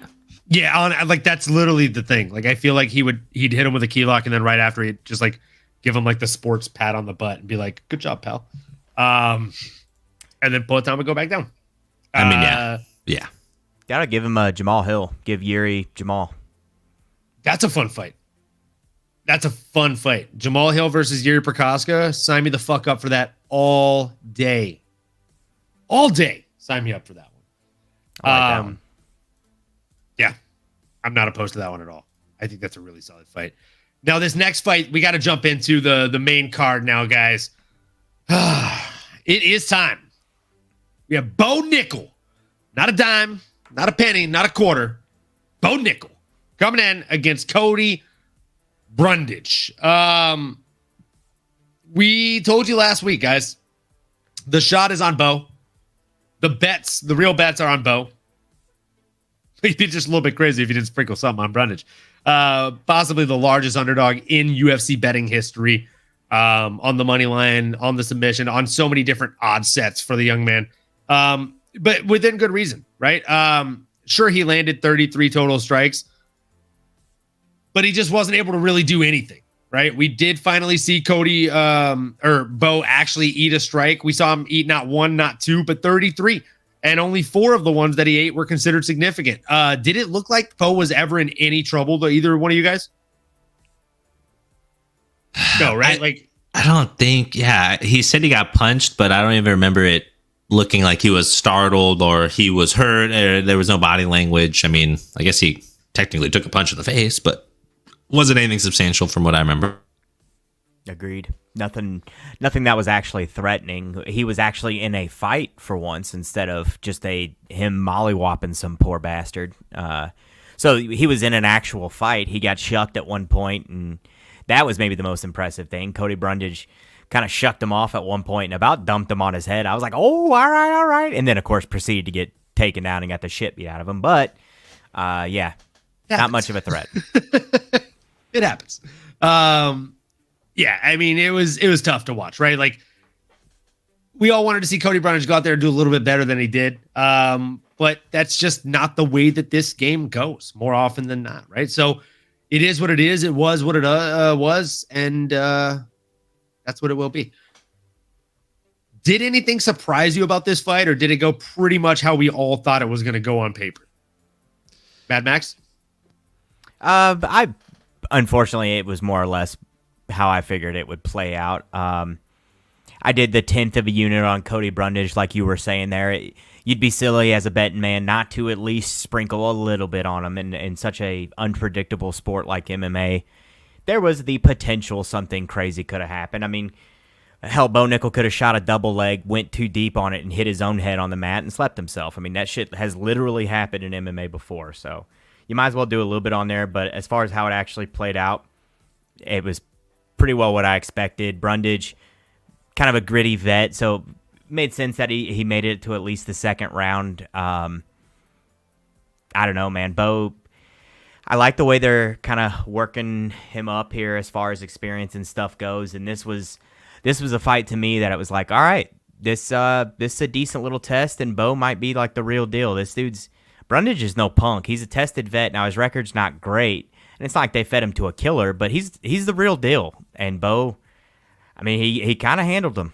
Kind of manhandled him. There was some decent exchanges and stuff, but Bo did what Bo does. I'm all in. Yeah, sign me up. Nothing else shocking on my end. I mean, I didn't think he was going to go in there and put him away within the first minute. I had one of my friends calling me throughout the night. He's like, should I do the under 1.5? I'm like, dude, I mean, and I think I don't know if that hit or not. I was going to quickly look, but I was like, that's risky. Like, Cody's a little bit more of a dog than that. I don't think he's just Bo's just gonna walk right through him. So I think that ended up hitting. So I again was just thinking I was gonna be a tougher test for Bo. I was interested to hear him be so critical of his own performance. This guy's a perfectionist. That's what he demands, what he expects. Didn't think he had a good call out there, calling out like a Fluffy Hernandez or did he mention anyone else? Did he say Paul Craig or Kyle? Or was it just Fluffy? I think it was just Fluffy, right? That's the one that stands out to me. And that bet would have missed for the record. So you saved him some money, I think, if you told him not to do it. Okay, cool. Yeah, good call. Yeah, appreciate you looking that up. But yeah, again, Fluffy, I think that's a great pick. I think maybe even a Chris Curtis coming off a loss. It's a big name. Tough son of a gun. Can sell it. I'll probably stick with those two. I don't know if did he call out Kamzat as well? I don't know. I think he's just like anybody really. But any other names on the top of your guys' brain there? The Fluffy one actually makes a good amount of sense. Chris Curtis I hadn't considered. As soon as you said that, I'm like, oh, that's a fun one there. That'd be real fun. Man, the more I think about it, I like Chris Curtis, and unfortunately, I think that might be a fight where he just gets ragdolled a bit, but that would be a logical next step there. Would be like, all right, let's crank up the dial a little bit. Let's increase the test, and let's give you somebody like Chris Curtis, decent striking, pretty good wrestling defense. So, yeah, I don't hate that one. Fluffy, obviously, if you want to give Bo what he's asking for, give him Fluffy. It's another dude who has wrestling credentials, but credentials that Bo far surpasses. So, I think he's being tactful with those picks, but I mean, you should be this is your career, this is your livelihood. You should be tactful with your picks and stuff. So, yeah, I think any of those make sense. What you got, Owen? Honestly, I'm not here to argue with someone who makes a damn good call out. I think Fluffy would be a really good kind of potential opponent for him and a really good test for him. We've seen Fluffy go out there and beat people he's not supposed to beat. I think this would be no different. I would probably bet on Fluffy, who would inevitably be just another underdog in Bo Nickel's way. So, yeah, you know how I am. Give me the fucking dog all day in that one. If it's Fluffy, then I'll take that Fluffy dog. I hate to rain on all of our parade here because I did have to double check. Fluffy is booked June 1st against Roman Dolidze. So I feel good silly fight about it. That is a good fight. This is a good fight. So it's gonna be a great maybe fight. Bo versus the winner? Question mark? I'd love to see that. Yeah, I'll come up quick. Why not? Yeah, sign me up. Oh, give me Bo versus the winner, man. Bo would be smart not to jump right into another camp, anyways. In my opinion, I think fighting a couple times a year at this rate is probably best for him because it's gonna get stiffer competition. But he does need to still continue to develop his MMA game, in my opinion. Obviously, the wrestling's there, but it's a long way to the top, Bo. And I want to see it continue to develop. So don't get in there too quick. It would be my, I guess, advice there. So yeah, waiting a few extra months for a Fluffy because it makes sense. Yeah, you do it. Yeah, I mean, again, I think he actually did a good call out. So we should give him his props for that, man. And also, he's not calling out a scrub, right? Like, Fluffy is a damn good fighter, and I think that'd be a really good litmus test for him. So sign me up for that one. And without further ado, this next one I'm excited to talk about, guys. We got Charles Oliveira coming in against Arman Sarukian, who got not 1 but 2 wins that night. I don't know if you saw me knocked out somebody in the fucking crowd for flipping him off and talking trash. So good on him. He gets it done not once but twice. Arman Sarukian, the man of the hour, the man of the night, the man of the minute. Mad Max, lead us in on this one, brother. It was kind of a grappler's delight as far as the on paper matchup, but tell us how it played out on the screen. Man, it's a fun fight. This was one of the ones I was looking forward to probably the most throughout the night. There was this one and obviously the next one were probably my top 2 fights of the night. Just this one largely because of the implications involved. There was a lot of title implications there. As far as the fight itself, how it played out, it was kind of a bit unexpected for me. Charles held up to the damage a little bit better than I thought perhaps he was going to. I thought Arman would hurt him at some point, and he rode the shots pretty well. Like, he definitely ate some bigger ones. It was the elbows on the ground that I think really started to kind of make the difference there. But he rolled with him okay. He had a couple of attempts of his own, some submission attempts that really didn't seem particularly close, like there was anything worth worrying about. Arman Sarukian, there's sometimes stuff that he does as far as fight IQ that I wonder, is this an intentional thing or was this like an ego type thing? He seems to be a little bit ego driven with some of his actions. Well, I mean, his response to the dude giving him the bird on the walkout alone should say a pretty fair bit about that. The last little position there, Charles also, I gotta say, delusional as ever. Has the front headlock position. Looks like, I forget now if it was an Anaconda or a Darce lockup. I think the Anaconda was the way his hands were, but either way, had that front headlock. Are you talking about the one when Arman went flat? Yeah. I think it was a Darce. Judging by what everybody online was saying, but I'm no grappler, so your guess is way better than mine. Yeah, and generally speaking, everybody says that one backwards. Darce is the one that we went over before with where your hands are locked. The Darce is locked behind the neck, and the Anaconda is actually locked up behind the arm. I thought he fed his hands through and got it around the arm. But either way, point being, that was not that close, and Charles was clearly down on the cards, and then he's sitting there like sticking his tongue out like, I got this, and all this other stuff. And it's like, bro, what are you doing? But fun fight. Sky's the limit for Arman if he can get his fight IQ up a little bit and maybe some ego and composure things addressed. I would say sky's the limit for him. I think in his current state, he might be susceptible to be getting drawn into a fight that doesn't favor his style against a more crafty vet. Somebody like a Dustin Poirier or something like that, I think he would get caught up with somebody like that and get drawn into a fight that maybe he didn't sign up for. Somebody like Islam, perchance, could probably do that to him. But fun fight. What do you boys got on it to save me from rambling too long? I'm about to look up this replay, by the way. Hey. I actually already have the replay pulled up. I am just going to go ahead and hit present very quickly. I'll show it on screen for just a moment here. Are we going to have sound? You want me to talk over it or no? You can talk over it. So I can do sound if you want. I don't know if the sound's playing right now or not. But look at him sticking his tongue out. What a goober. Yeah, what a goober. So what is this? That's a Darce. That's a Darce. Okay, so it is a Darce. Okay. Yep. And in all actuality, it's just a front headlock that starts bordering in on like a ninja choke and stuff like that. But so the way his hands are locked right there, the lock is right behind his neck. Generally speaking, if it's going to be an Anaconda, that lock will be like just on the outside of their shoulder. It's going to be like right here.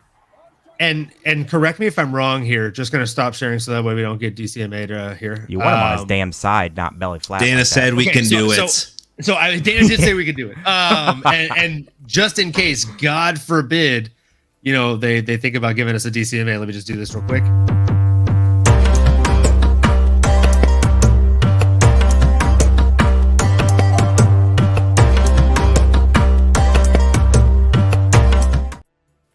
like that So, music. thanks, brother. Correct me if I'm wrong, because again, not a grappler. Definitely striking is more my forte. I love watching grappling and trying to pay attention as much as I can and learn and adapt as much as I can. But you definitely are much more well versed. So let me ask you, the residential grappler here on the program, is the correct thing to do in that situation not to go flat? It is, right? The way that Armand did, like to pull the arm down and go flat the way he did. Yeah, that's one. There's, of course, there's always many answers to it. But from where he was at, yeah, that was the move. Either flatten out or bull up on all fours, and of course, you start bringing your shoulders up, and you're trying to hide the neck. Somebody who's got as long thin arms like Charles, yeah, exactly. That's gonna be a task. You definitely don't want to fall on your side. Charles was, in theory, going to attempt to start cranking him over. I was going to say he almost wants to just it's an anaconda, or sorry, it was a darce, but in the way that same setup, you kind of want to roll them onto their side slightly, so that way you can get around those arteries on the side of the neck, because that's where you really start to lock that shit up and make someone go into panic mode. Yep. As we've seen Charles do in the past over a Cub Swanson, right? Yeah, and you'll see him step over their legs generally to try and tie that up, because a lot of guys are gonna push their hands into your hips. You want to, once you hit them over on the side, you actually want to try and go belly to belly with them. You want your belly button to touch theirs. You want to bring your hips in as close as possible. And in theory, they're going to be framing on your hips and circling away from you. Walking on their side on the ground. So that's why Chris Weidman actually did it to. I'm blanking out now. Chris Weidman snatched somebody up and he stepped over their top leg to keep them from circling out. This was forever ago now, but you'll see that quite a bit to stop the movement to circling out from there. I feel like Luke Rockhold might have done that in the first fight against Michael Bisping too, if I'm not mistaken. Right before he got the one-armed yank and crank submission that ended up getting sub of the year that year. Yeah, I don't know how or where I just pulled that from the fucking memory banks.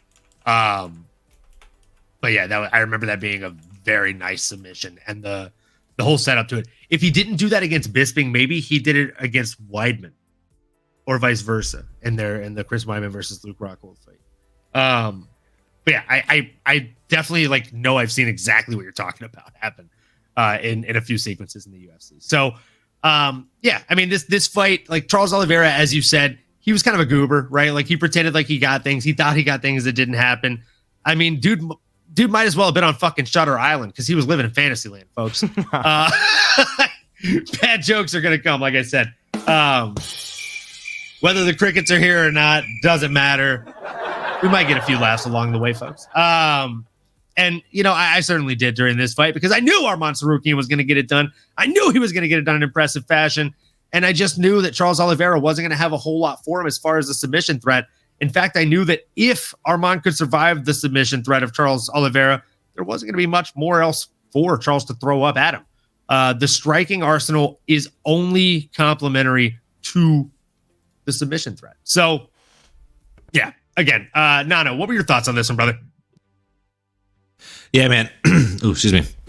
I think you guys hit a lot of the great points. Overall, it was a fun fight. Overall, I was certainly rooting for Charles, but man, he wasn't able to do enough. That first round was certainly a toss-up.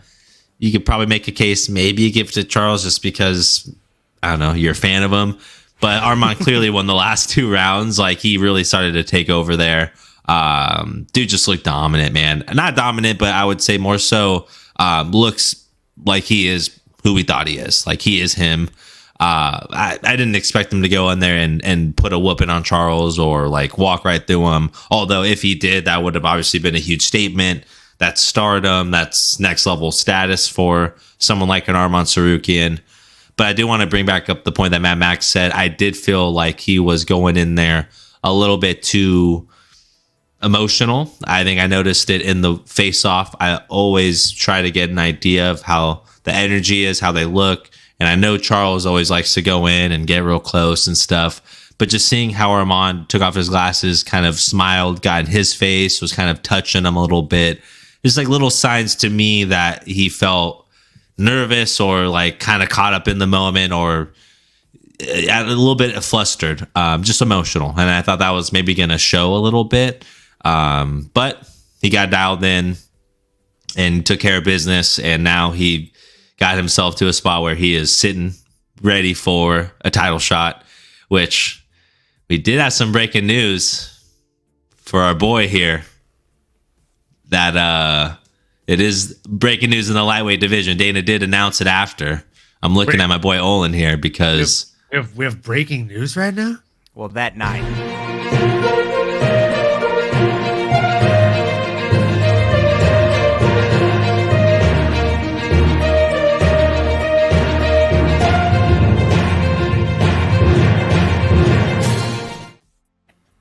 That's right, guys. Breaking news in the lightweight division. It's not breaking news if you've been paying attention to the MMAnomaly Show No Filter, because we called it, I believe, quite a few weeks ago, folks. Dustin Poirier will be fighting Islam Makhachev for the undisputed lightweight championship of the world at UFC 302 in Newark, New Jersey. Guys, I know the plan is to go to International Fight Week, and we also got a little bit of breaking news for that as well. I'm just kidding. I'm not going to make you watch the whole thing again. But we also did get confirmation. Again, it's not actually breaking news if you've been watching this program specifically, because we called this weeks ago as well, folks. We have Conor McGregor coming in against Michael Chandler. Oh, man. International Fight Week. The tickets are going to be so god-awful expensive. I can't fucking wait. But I might have to sell my liver on the black market to go to a fight about a month before that, just because, it's Dustin Poirier. Why not? I will pit myself out as well. Don't worry about it. That's why I'm growing out the hair. Going for like a Pippi Longstocking. Come out. It's good. It's a good look. He's like the dude from Deuce Bigelow, Mel Gigolo, the actual Gigolo from the first one. Oh, wow. That is quite a compliment. That guy is quite suave. So thank you, brother. A little studly over there, man. Very much. Just don't touch my fish tank. Did you touch my fish tank? Did you touch my fish tank? Did you touch my fish tank? So yeah, man. I feel like yeah, I think the title shot, or the winner, let's just say the winner of Islam versus DP will be who Armand faces next. I wouldn't be surprised if he's the backup. Was it the alternate to weigh in and all of that? I think that would be smart for him to do to kind of guarantee that shot for himself. And then for Charles, I mean, man, it's lonely at the top. But I will tell you what, if Conor goes out there and gets a win, I'd love to see Charles call out Conor. Or maybe Conor wants to fight Charles, another legend. Not a good matchup for Conor whatsoever. But Charles and Conor, I'm sorry, brother. Conor doesn't fight people that are coming off of a loss. If Conor goes out there and gets a win, he will fight Dustin Poirier or Islam Makhachev for undisputed gold. Yeah, that's a fact. That's a fact. I think so. Either or that Max or for the BMF. Oh, I would hate to see that, because Max would piece that dude up, brother. I know, but I'd love to see that. I'd love to see a clinic from the best boxer in the UFC. Ooh, man. How bad do you think Conor McGregor would get beat up? And let me remind you, you are under oath. I do declare. Very badly, Yana. Very badly. The Max one would be great. I've seen multiple people talking about that one. I'd watch love it. that shit. Oh, that'd be fire. Dude, there's so many good matchups, man. Wow. Now that the landscape, now that the puzzle pieces is a little bit more clear, boy, oh boy, do we got a fun year ahead of us, y'all. Let us know in the chat, in the comments, what you think. What are your thoughts here? Basically the same thing twice. And hey, let us know your predictions or any other fights you want to see. Let us know how wrong we are. Tell me how silly I am for saying that. Let's go. He's not a silly goose, but he's been known to be a bit of a silly turkey. So guys, that being said, it is time to jump into arguably, I mean, it's not even arguably. If you want to argue with us about this, we will all three fight you in the streets. This is the most exciting fight on the entire card, possibly one of the most exciting fights of the entire fucking century. And definitely going to give the rest of the fights for all of 2024 a run for their money on most excited fight of the entire year. So we had Justin, the human highlight Gaethje, coming in against Max Blessed Holloway. Holy smokes, boys. Sheesh. What a fucking fight. Again, look, guys, I didn't get all of them right. Maybe like a 50% fucking clip here on this card. But the ones I was confident in, I've been fucking yelling about from the mountaintop since they were announced. This is one of them. Everybody I talked to, for the most part, was like, I don't know if I really like this whole thing where Max is going up to 155 to fight Justin Gaethje. And I simply said, Max has never been knocked down, and he will end up overwhelming Justin Gaethje inevitably across the distance. And if this fight is more than 3 rounds, it favors Max, and it's for the BMF belt, so it will be 25 minutes. Lo and behold, holy smokes, I was right, but man, oh man, I don't want to go through this entire thing and take all the fucking stardom and all the fun here. Nano, let us know. What were your thoughts on this fight, man? Give us all the feels. It lived up to every bit of the BMF title. The 2 baddest mother effers in our generation, 2 of the baddest to ever lace them up. Max Holloway really stamped his legacy as just an absolute legend. Gaethje as well. I mean, there's no doubt about it. He never brings a dull night. We always knew that. We knew he was going in there, wasn't expecting to wake up the next day, and that just about almost happened. It's crazy. That was fucking bonkers. I lost my crap. I'm gonna stop cussing. I cut myself on my watch because I kept reenacting the pivot and the knockout. Man, it was a fun night. Yeah, I was fired up, bro. It was a really fun night. I mean, my takeaway, Justin getting hurt in that first round, broke his nose. It was obvious. Max just peppering him with the jab. The boxing comes through, always does. And the coaching, Coach Whitman, man, did everything he could to try to keep his fighter in there. But Justin just honestly, and I know as an athlete, as someone that is getting some of the best coaching you could possibly get, maybe even some parenting as well, maybe even some motivation from your teammates. But if it's not clicking up here, it's just not going to happen. And I just, honestly, I don't want to chalk it up to just he checked out. It wasn't that simple. He just couldn't get checked in because he had one of the baddest dudes on the planet in front of him, who I think honestly probably should be at this 155 or 150 weight class. He'd probably be one of the baddest to lace him up. So I don't know if Islam can make 150, to be honest. So I think 150 might be owned by a Max Holloway if that were a thing.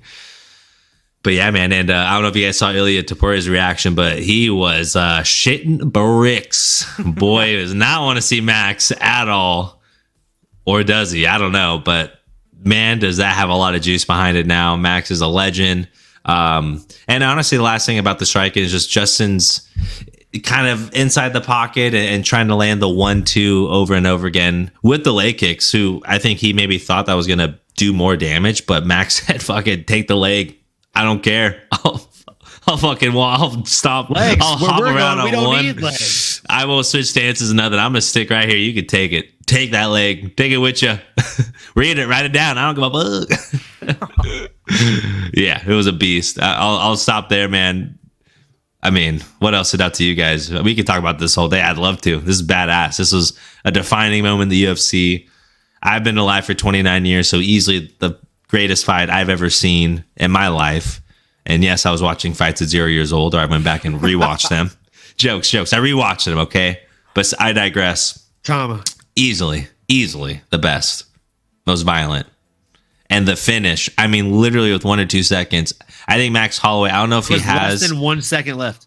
I don't know if that's his logo or if there's some merch that needs to be dropped, but that is what's going to happen. I will buy it.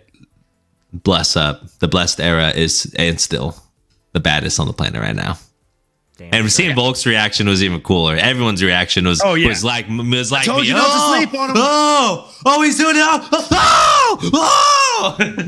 Oh shit! He's out. He's asleep. I was just like, he's asleep. It was so fun. Oh my gosh. You're not wrong though. He literally made Ilya Topuria go from like a menacing playboy, I'll knock your shit out, to just a concerned Pixar dad very quickly. Actual footage of Ilya Topuria in the crowd looking very concerned. The UFC did him no justice, just staring at him for like 5 seconds too long. Just.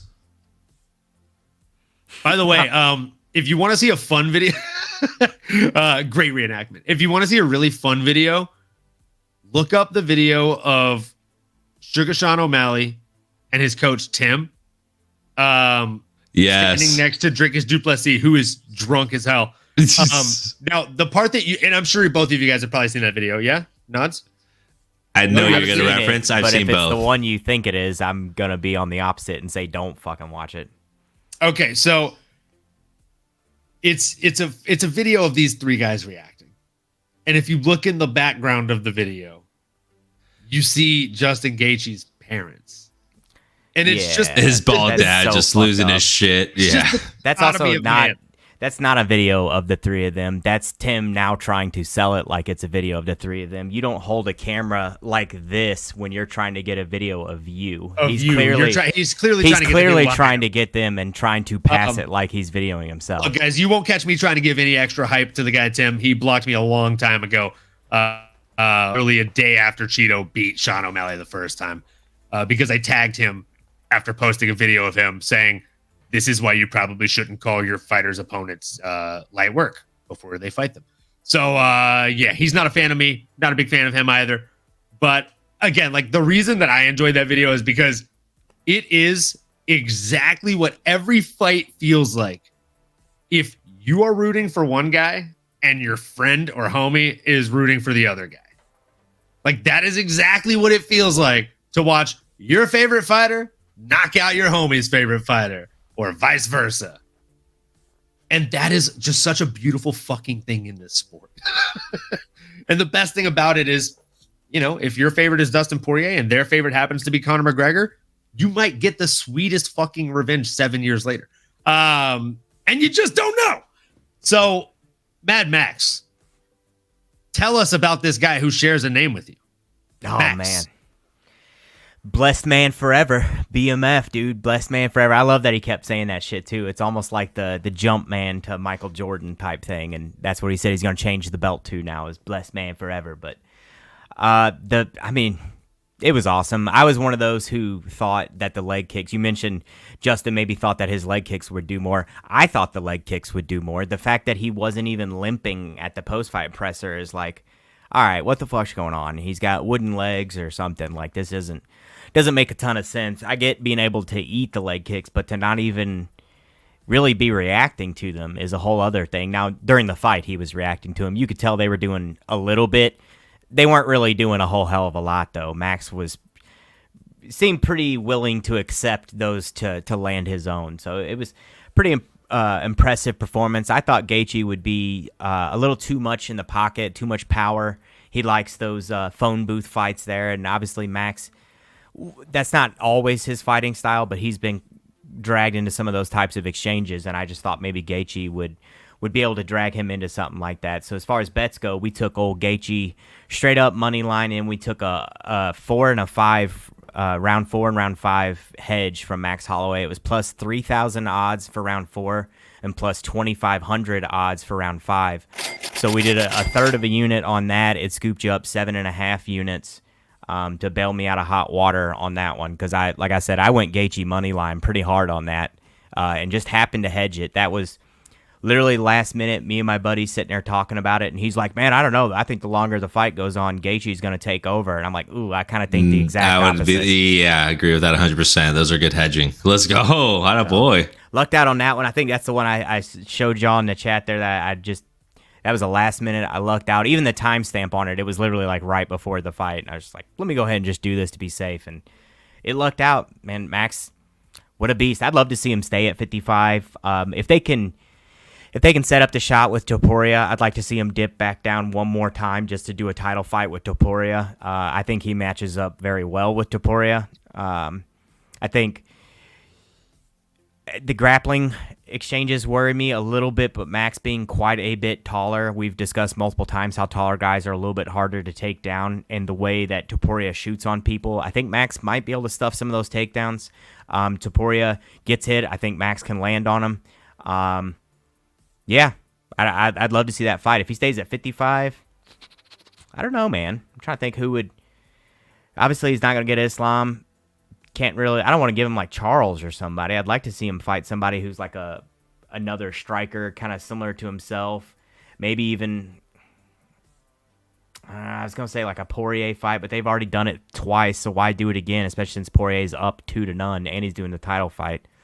I don't know, man. I'm just big time Max Holloway fan. It's the Max Holloway house over here, and that's gonna be one I'm gonna be coasting on for a while. That victory, I was happy to see it done.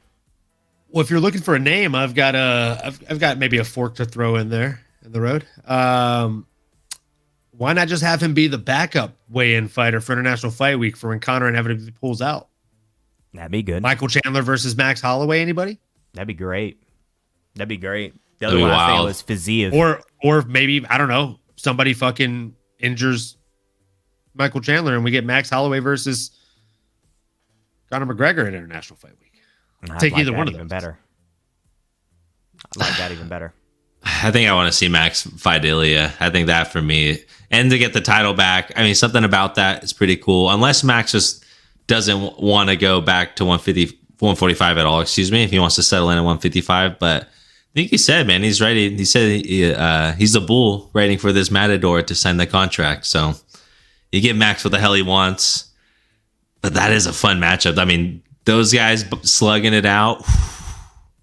I mean, and honestly, I mean, Justin did technically he didn't, but Justin did kind of starch him at one point. He didn't completely sit him down, but he kind of set him down a little bit there. So, I mean, Ilya can probably punch just as hard as Justin. I mean, I'm gonna be totally honest here.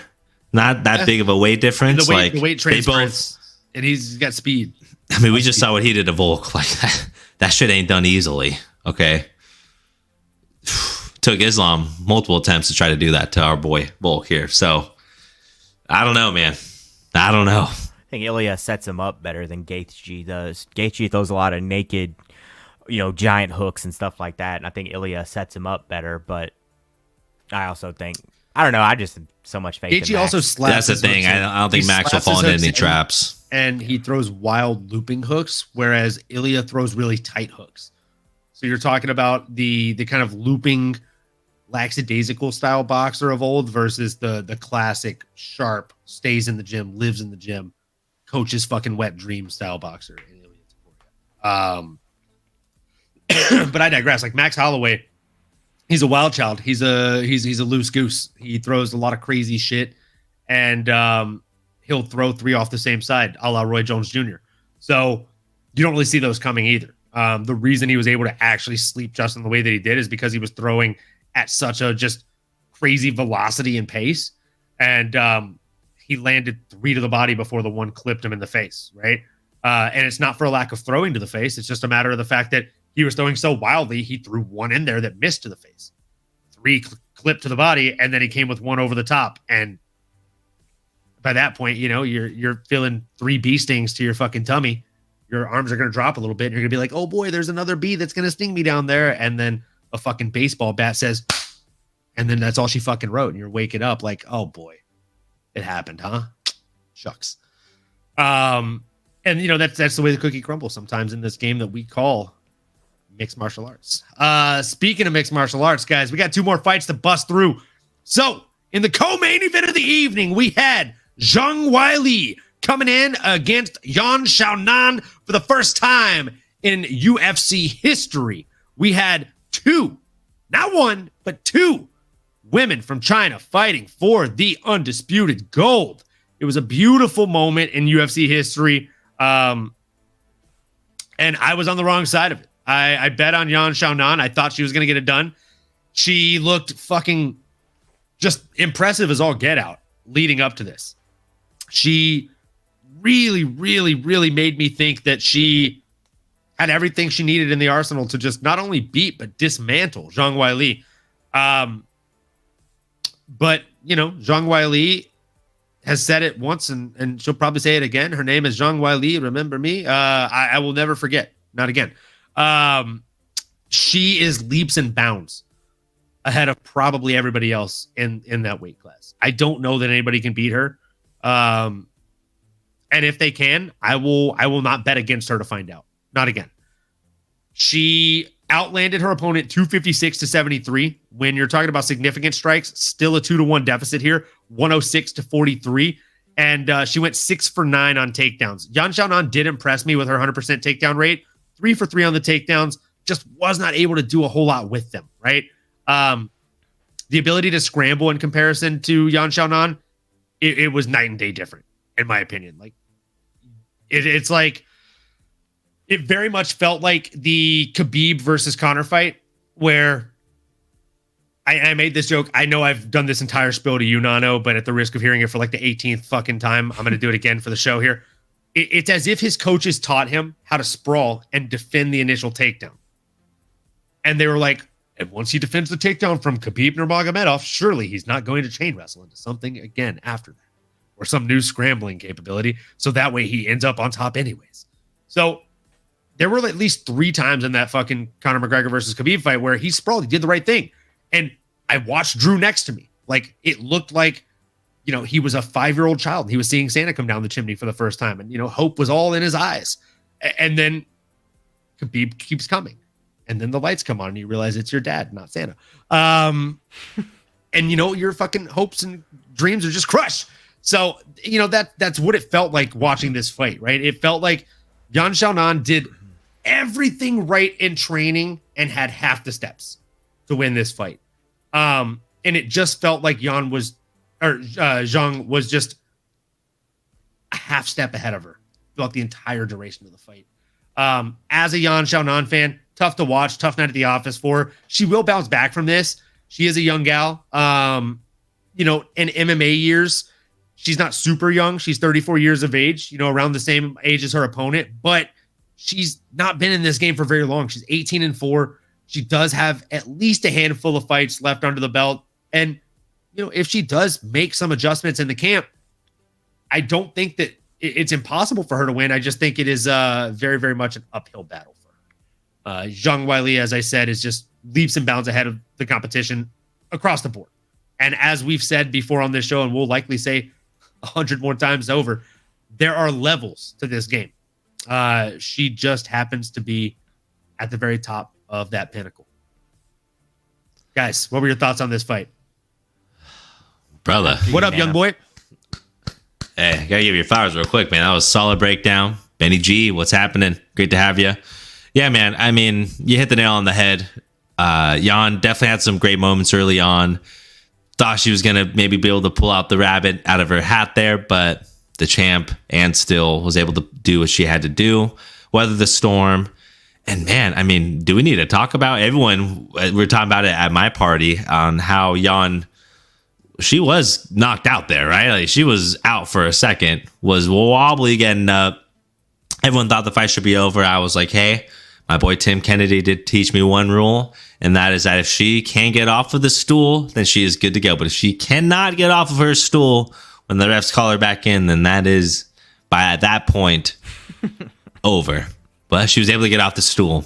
And apparently they helped her recover something. I don't know exactly what happened there. I don't think there was any controversy, but they were mentioning like, oh, like they helped her recover this and that. At first, I don't know what they did. I don't know if they gave her some smelling salts or what you do to recover someone that just got put unconscious.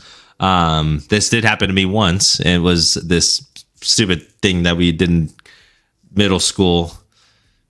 I'm not even going to mention it. Well, don't want to plant any wrong seeds, but I did pass out from this thing. And I mean, boy, you have no idea what's going on from where and what world you're in or where you are. So I can only imagine how Jan, her ability to bounce back from something like that, from the lights going out, a full reboot, to go out and fight for another 20 minutes is absolutely savage. So she's a beast. But so is Zhang. She's better, unfortunately. Now I'm instantly wondering about the middle school thing. Is that the where you used to bend over leaning lockers? Exactly that. Yeah, exactly that. I haven't thought about that in 15 it's like freaking years. Core memory being unlocked. Yeah, and I remember thinking like, this isn't gonna work. Boom. Gone. Boom. Rumor has it, Nano, if you want to experience that whole blacking out thing again, Mad Max can make that happen when we're in Vegas. Definitely give it a shot. Definitely give it a shot. Oh my gosh. It was a fun fight though. It was one that there's not a whole lot I can say that you guys haven't already. Y'all both covered this one very well. Something we noticed when we were going over our 300 breakdown, was just Jan stands a little flat-footed when she throws. She commits to strikes, sometimes over commits to strikes, and I thought that was going to be something that Wiley might be able to capitalize. I thought it was pretty clear that she was going to have a grappling advantage on the ground, positionally and in the scrambles, and it kind of played out that way. Jan impressed me with her power, though. Chanan, she fucking cracks. She lands pretty good when she does, and you can tell she's got a lot of pop on her.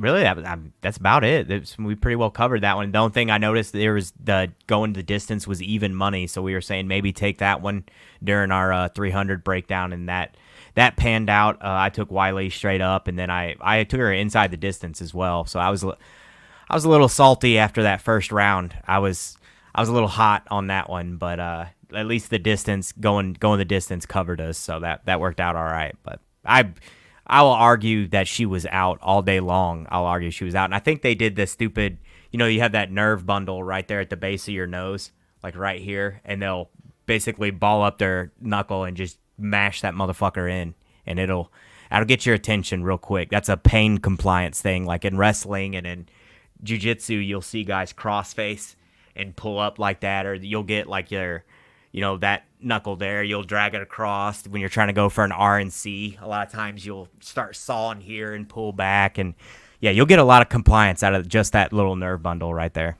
That's one of the few things that my really badly deviated septum actually comes in handy for, is like when I would actually dabble in grappling. When someone would do a crossface, I would like turn my face slightly, and then my nose would just crinkle and bend, and so their shit would just like slide off, and they're like, "Whoa, what the fuck?"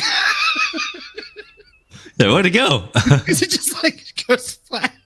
Pays out there. I sacrifice and the whole not really being able to breathe a whole lot out of it. But it's not without its superpowers.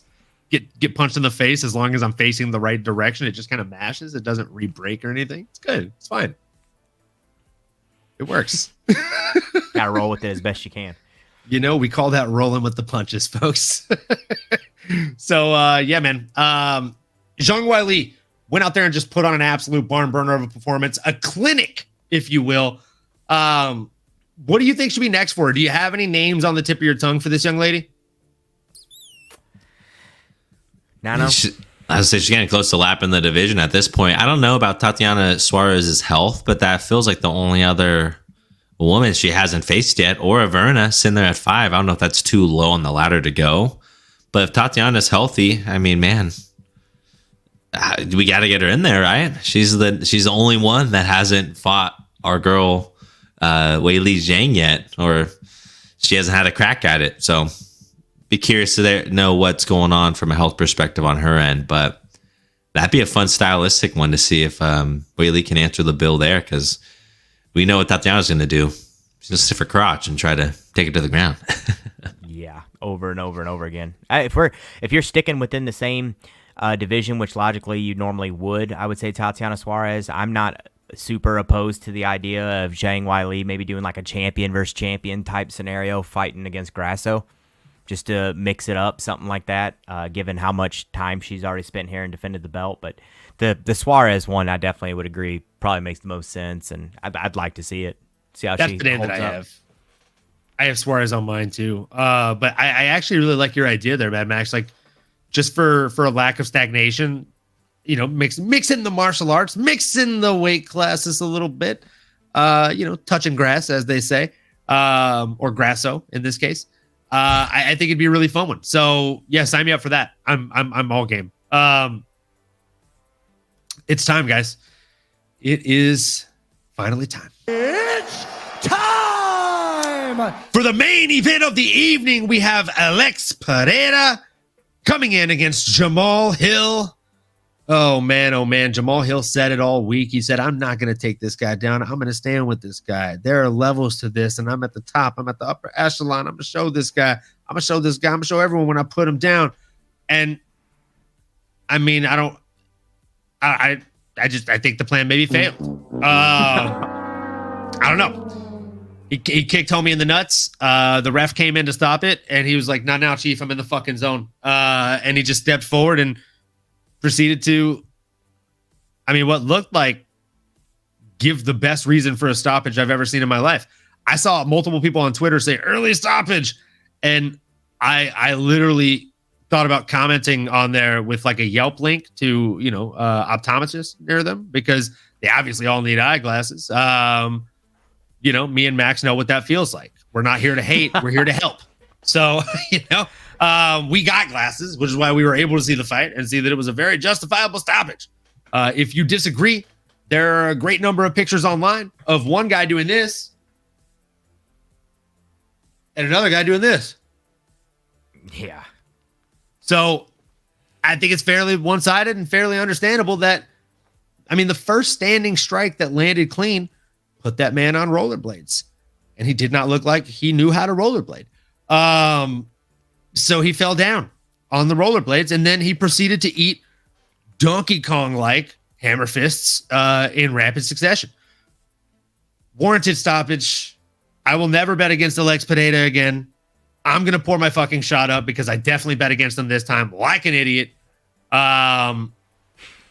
Good Lord, Mad Max. Like, what was your instantaneous thought when you saw him, not when the uppercut landed? What went through your mind when you saw a man get kicked full force in the nuts, and instead of taking a second, say, no, I'll handle this?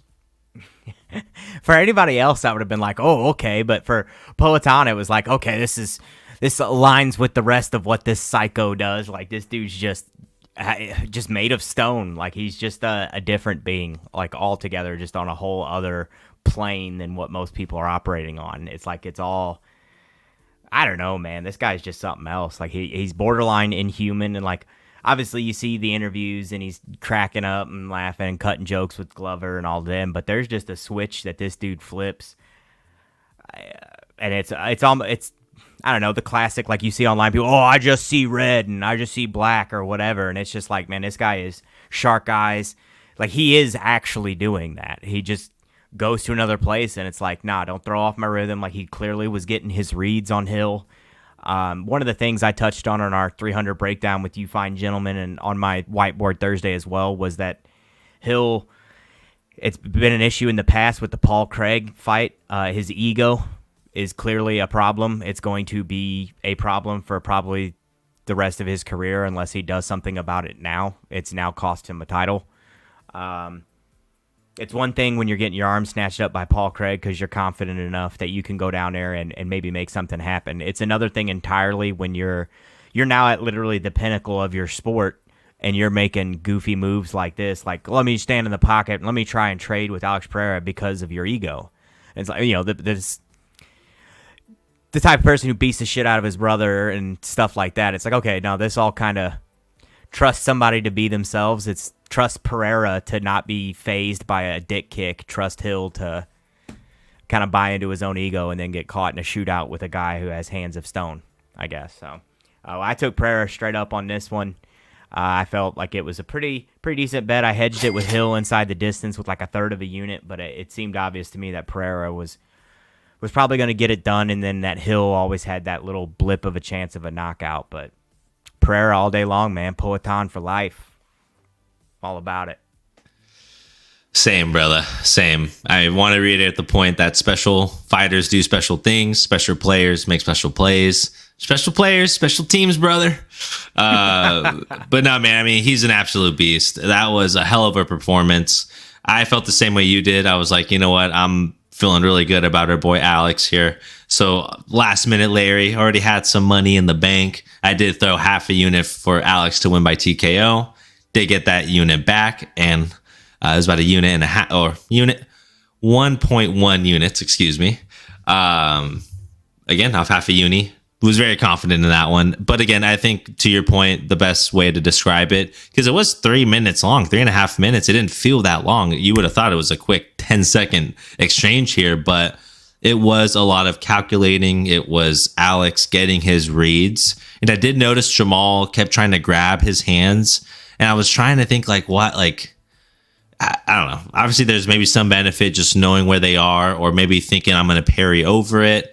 But the more I watch that final exchange, he's going to grab his left hand with his right, and then you see him react and cock back that long left hand, his patented left hand. But you got to assume the way Poatan reacted to it, like I think he knew that was the read he was looking for. Like I think he knew as soon as I'm right in the pocket, as Mighty Mouse would say, as soon as I'm in the void, I'm off the center line, he's going to try and hit me here.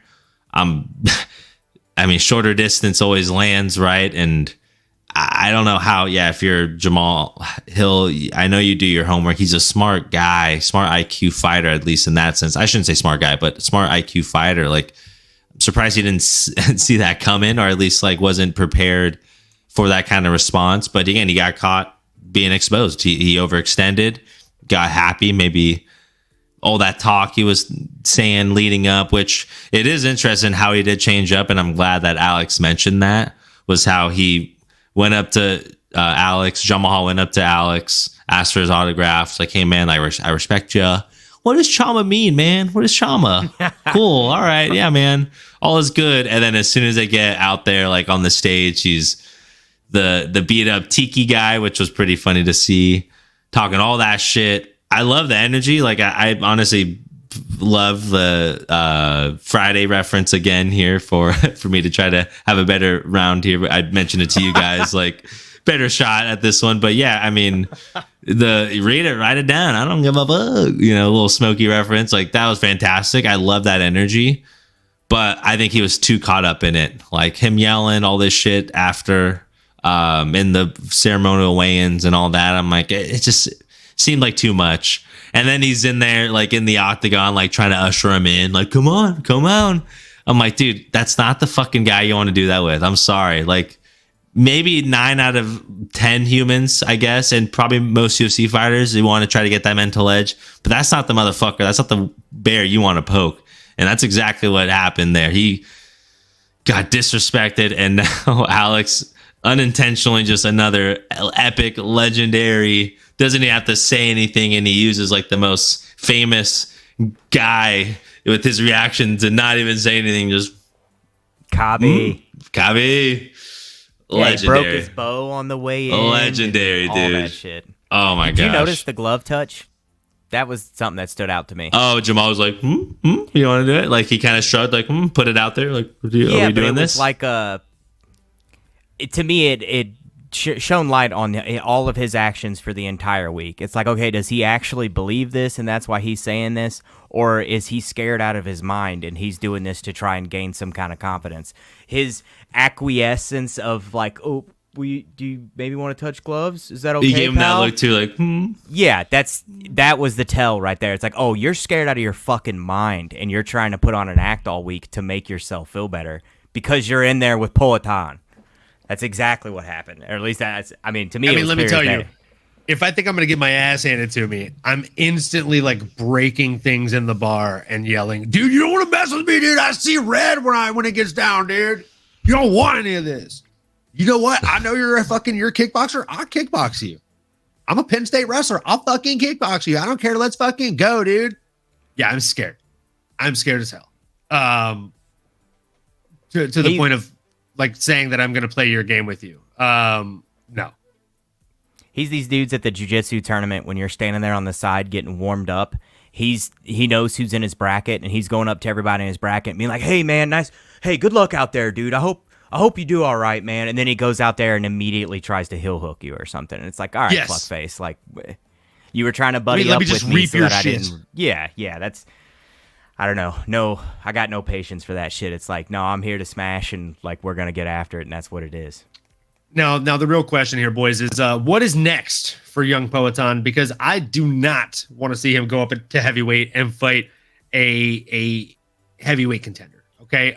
What I would like to see here, I'm just going to throw it out here, is I wouldn't mind seeing him fight at heavyweight, but I want him to fight a light heavyweight at heavyweight. Just because he's taking it on a month notice, he's trying to fight in Brazil next month, which is fine. Didn't take a ton of damage. Also, don't need to see him get depleted to 205 again. Also, don't need to see him fight another contender at 205 and put his legacy at risk. Let him have a fun fight that doesn't really matter. Catch weight at like 215 or 220 against somebody that's in the top 5. That's my thought. I don't have a name. Top 5 in light heavyweight or heavyweight? In light heavyweight. So not for a I don't want to see title. him fight a natural heavyweight. I don't want it to be for a title. I just want it to be a fun fight. He should be on the fight in fucking Brazil. There's no reason that he's not. Yeah, I think the only caveat there that would be a hard sell to the UFC is the non-title bearing part of it. I think if Peloton's fighting and it's not a true heavyweight, I'm sure they're gonna or at least if you're a Magomed, right, Ankalaev, why are you gonna sign for that? You have nothing to gain if you beat Alex. It's not even to be champion, I suppose, or I guess unless they kind of agree to a gentleman's hey, just let's walk in and fight. You could take the belt, but they are so strict with it. That's tough. That is tough. Wouldn't mind seeing it, truthfully, but to that point, maybe, man, honestly, I'd love to see him fight. I said Cyril earlier, just to get in there with another badass striker would be fucking fun. Cyril would be a really fun one. They probably walk around close to the. I mean, what was Alex when he was weighing? When he the next day he filled out to 233. And is Cyril not 230? Maybe he's 240. He might be a little bit bigger. He's a big boy. Cyril got up to 245 his last fight.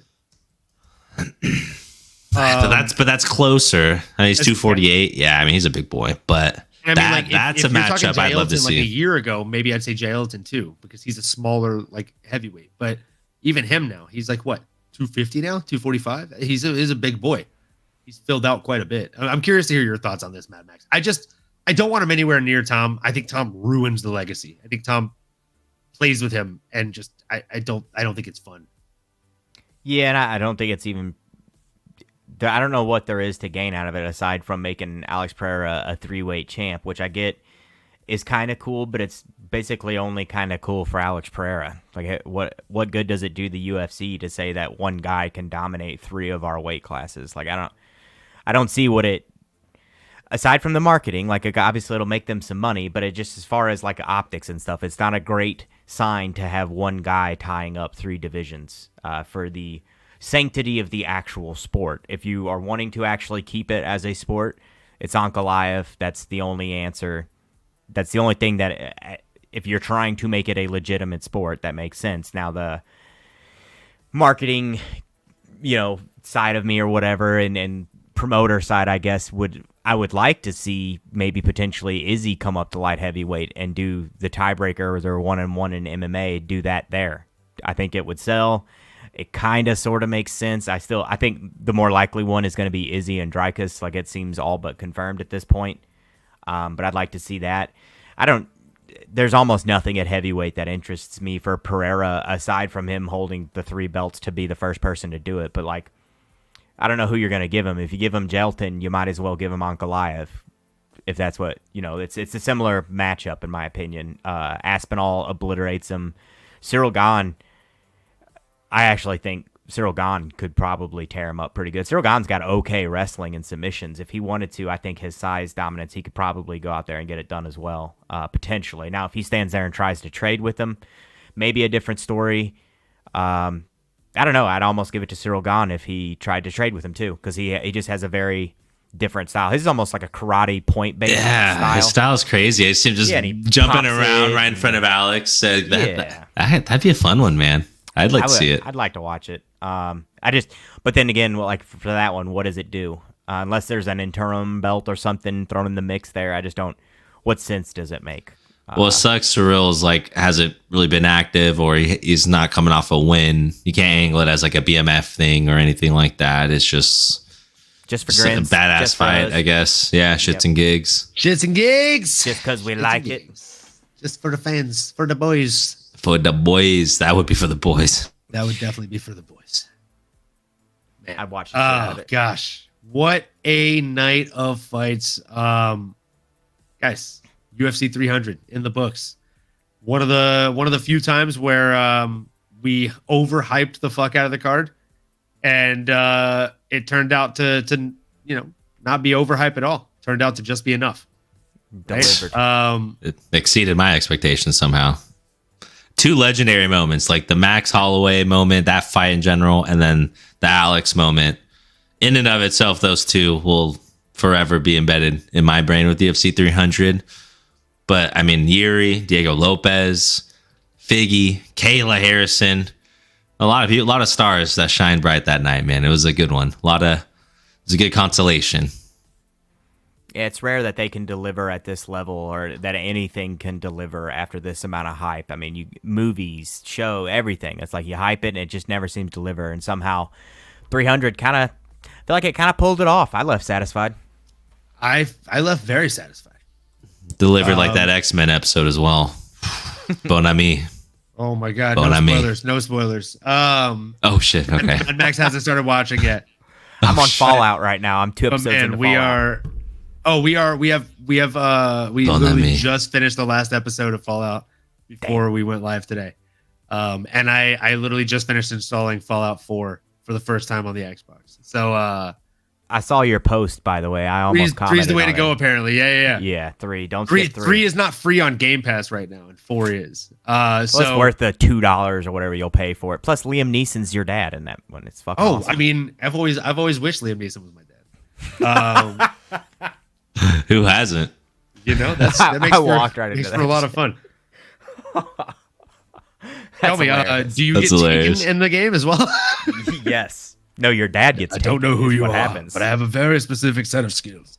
They turn the tables on you, and Liam gets taken instead. It's fucking awesome. Liam Neeson's gets taken. Mm-hmm. Bruh. Yeah, do that. Do New Vegas, and then do 4. Honestly, like 4 out of those is the weakest. But we'll go on a whole other tube. I gotta be up in 4 hours for work. So Yeah. do your thing. Get some rest, brother. Great having you. Thanks, man. I appreciate you guys letting me pop in and recap and do the breakdowns with you. I appreciate you having me. Of course, brother. Always a pleasure having you, MadMaxMeridian. You guys, whether you are new here or old here, make sure you subscribe to this guy first and foremost, at MadMaxMeridian. He's mostly on Twitch, but I'm sure he'll be on YouTube soon enough with us, folks. So make sure you subscribe to him. It's the same across all platforms, at Jive Turkey Nano. Make sure you give this guy a follow as well. It's at Jive Turkey Talk on Twitter. And of course, you know me, at MMAnomaly across all platforms. And again, whether you're new, returning, somewhere in between, make sure you like, subscribe, comment, smash that bell for notifications. And as we like to say here on the show, keep on going, keep on growing. We'll see you next episode. You've been listening to the MMAnomaly Show. No filter. As you may have been able to tell, we dig the MMA, and our passion is to dive deep into the upcoming fights, give you our expert breakdowns, and help you make sense of all the chaos that is the fight game. We hope you've enjoyed the show. If you did, make sure to like, rate, and review. We'll be back soon, but in the meantime, make sure to find us on YouTube, Twitter, Instagram, and Twitch at MMAnomaly. Be cool, and we'll see you next time.